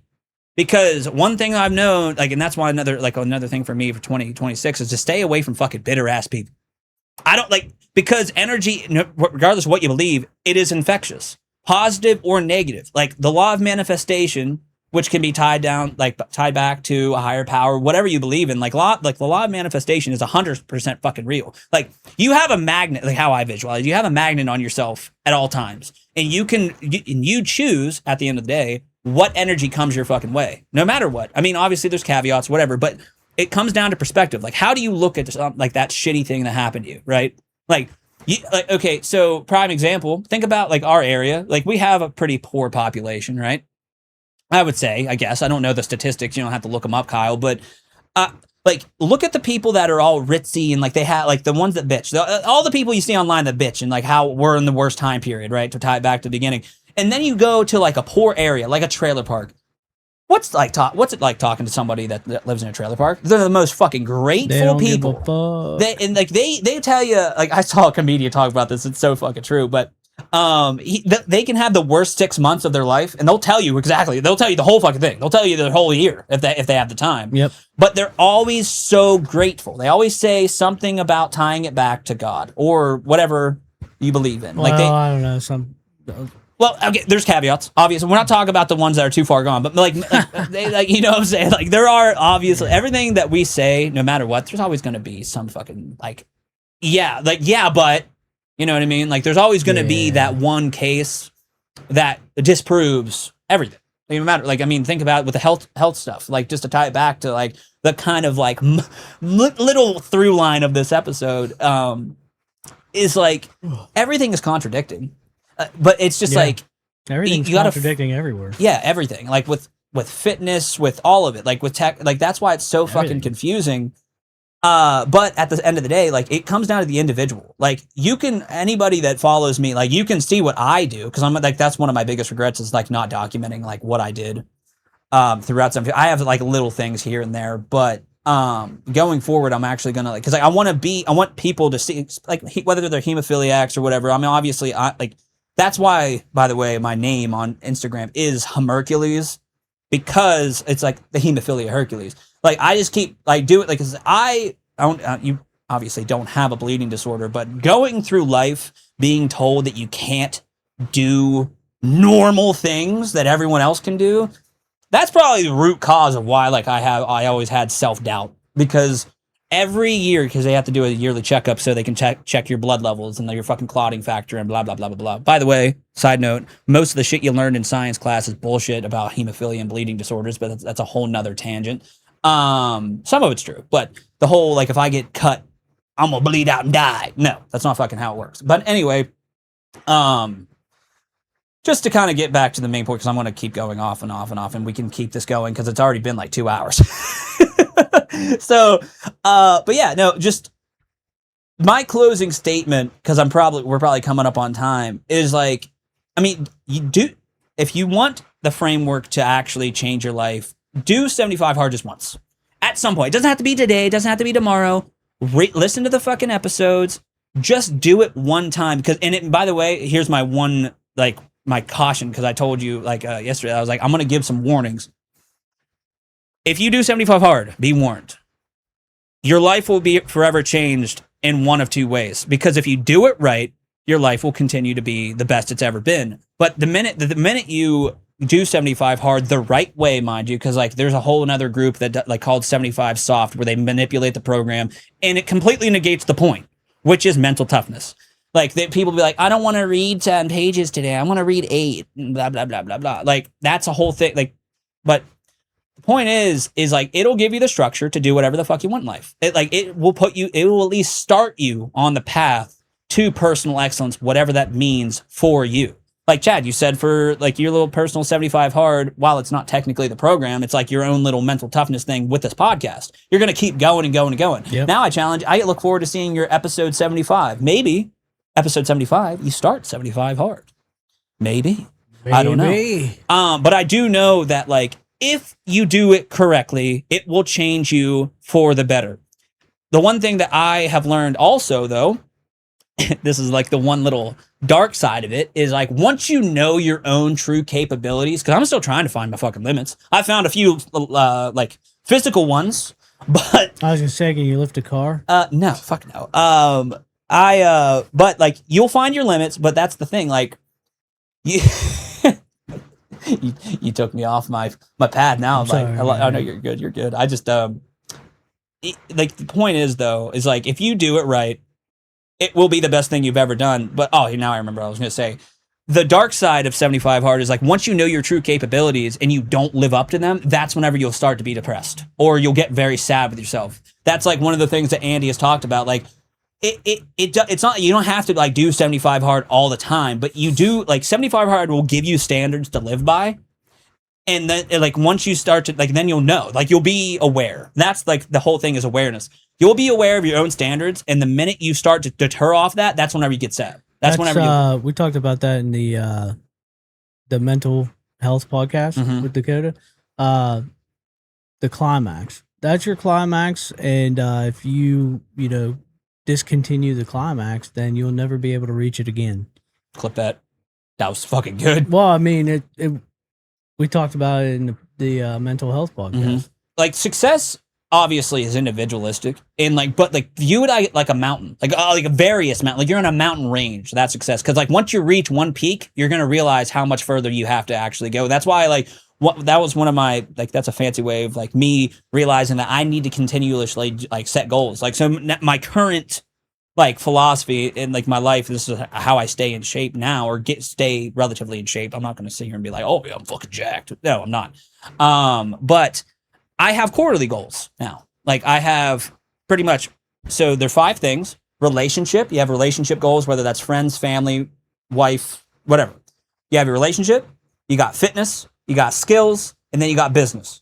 And then I have a bonus one, which is play. So it's power, passion, purpose, play, and production. That's my own little personal 5 things. To shorten them. Yeah. You could get all that done in one take of a porno. Yeah. And that's, I mean, just go off that example. It's like, no matter what you say, it's 5 things, because no matter how you try and say, like, you have the ability and the time to do 5 things in one day, no matter what. Now, obviously, shoot a porno, that's all in one. Yeah, exactly. All in one go. You did 5 different things. Yep. Yeah. Yeah. I mean, it's just, if you like do it, because it'll be the best thing you've ever done, but just Porno. know that whenever you, yeah, that too. I mean, you can become the best porn star ever, but I mean, Not if you got a little wiener. you don't know that. That's I know, I could try it out. I mean, we all, you don't go down this. All right, good. We all know, Chad, the hog. Anyway, probably cut that out.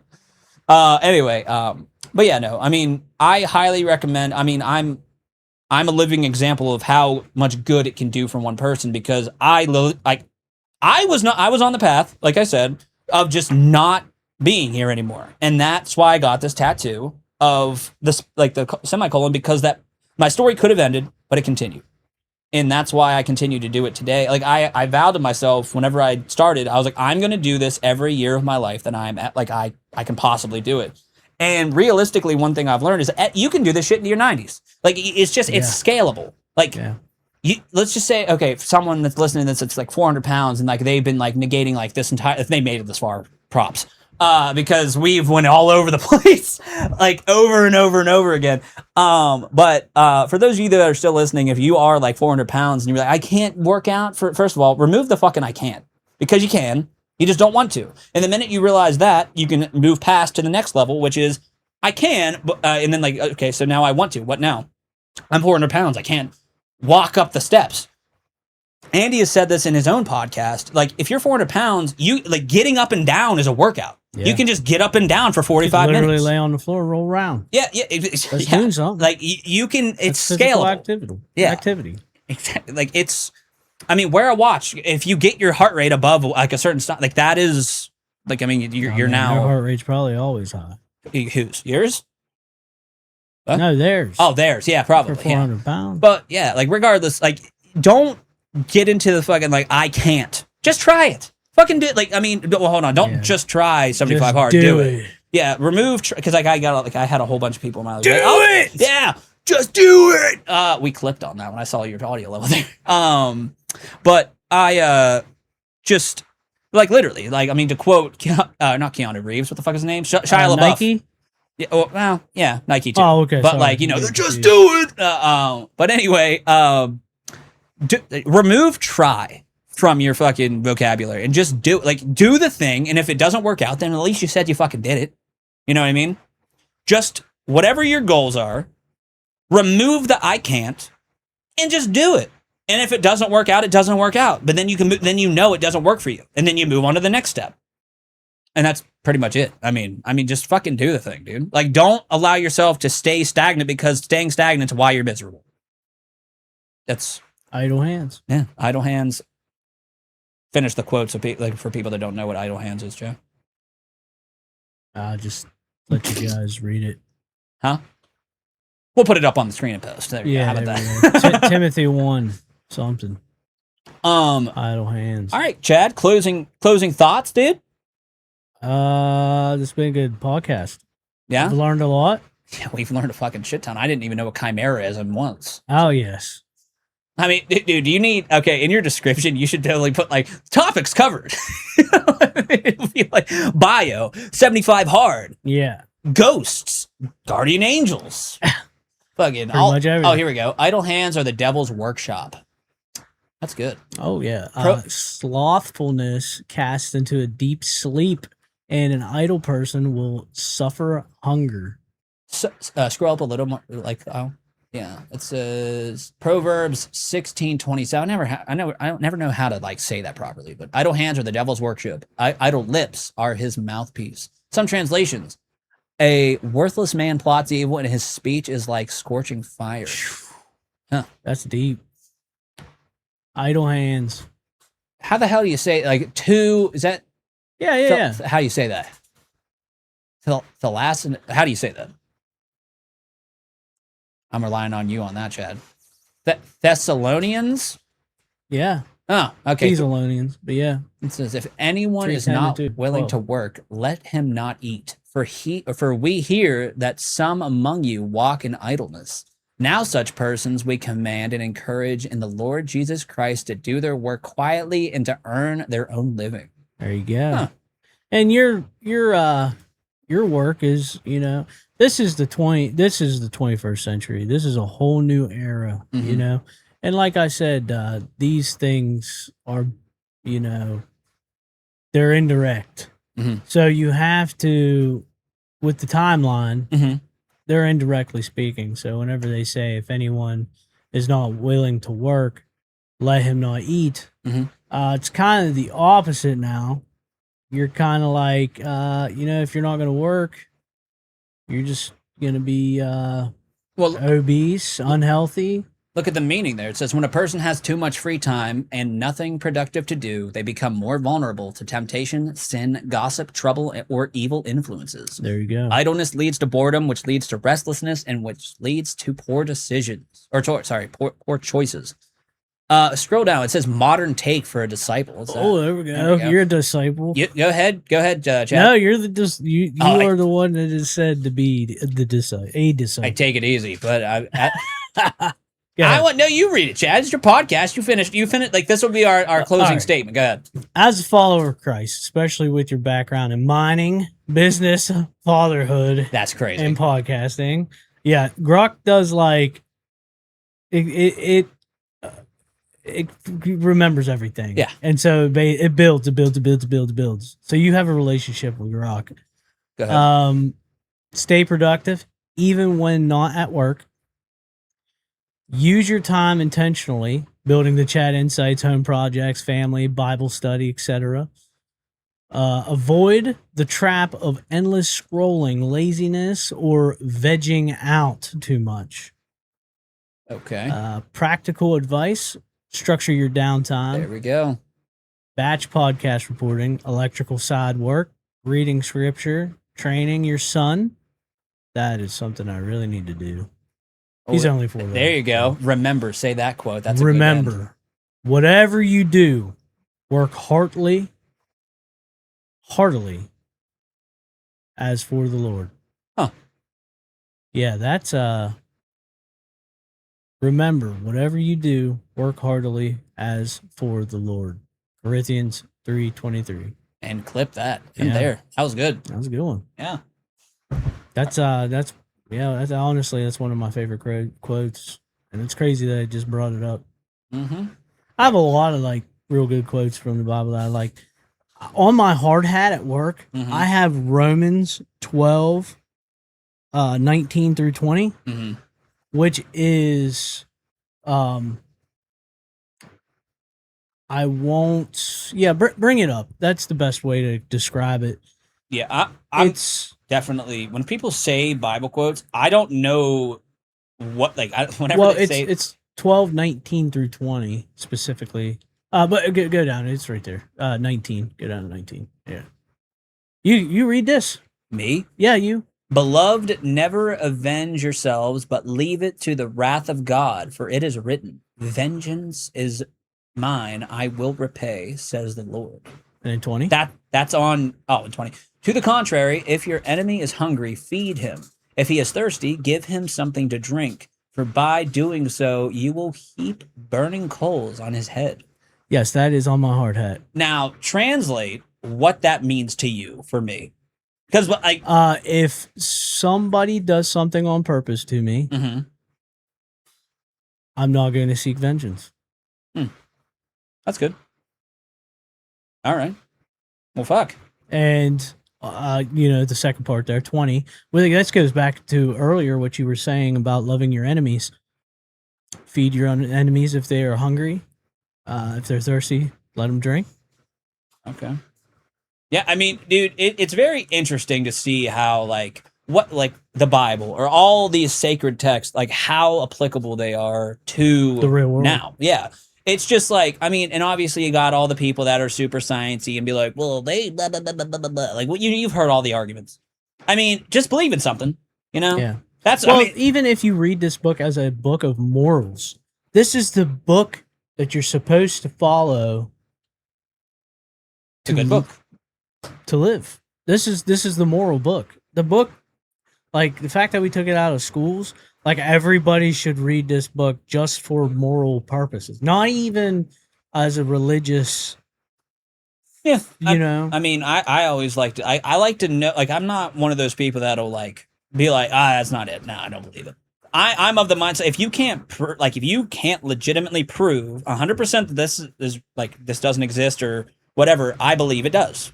Yeah. Like, I mean, that goes for anything, like folklore creatures and shit. Like, this is unrelated to, like, Bible scripture, but, like, Mothman, maybe.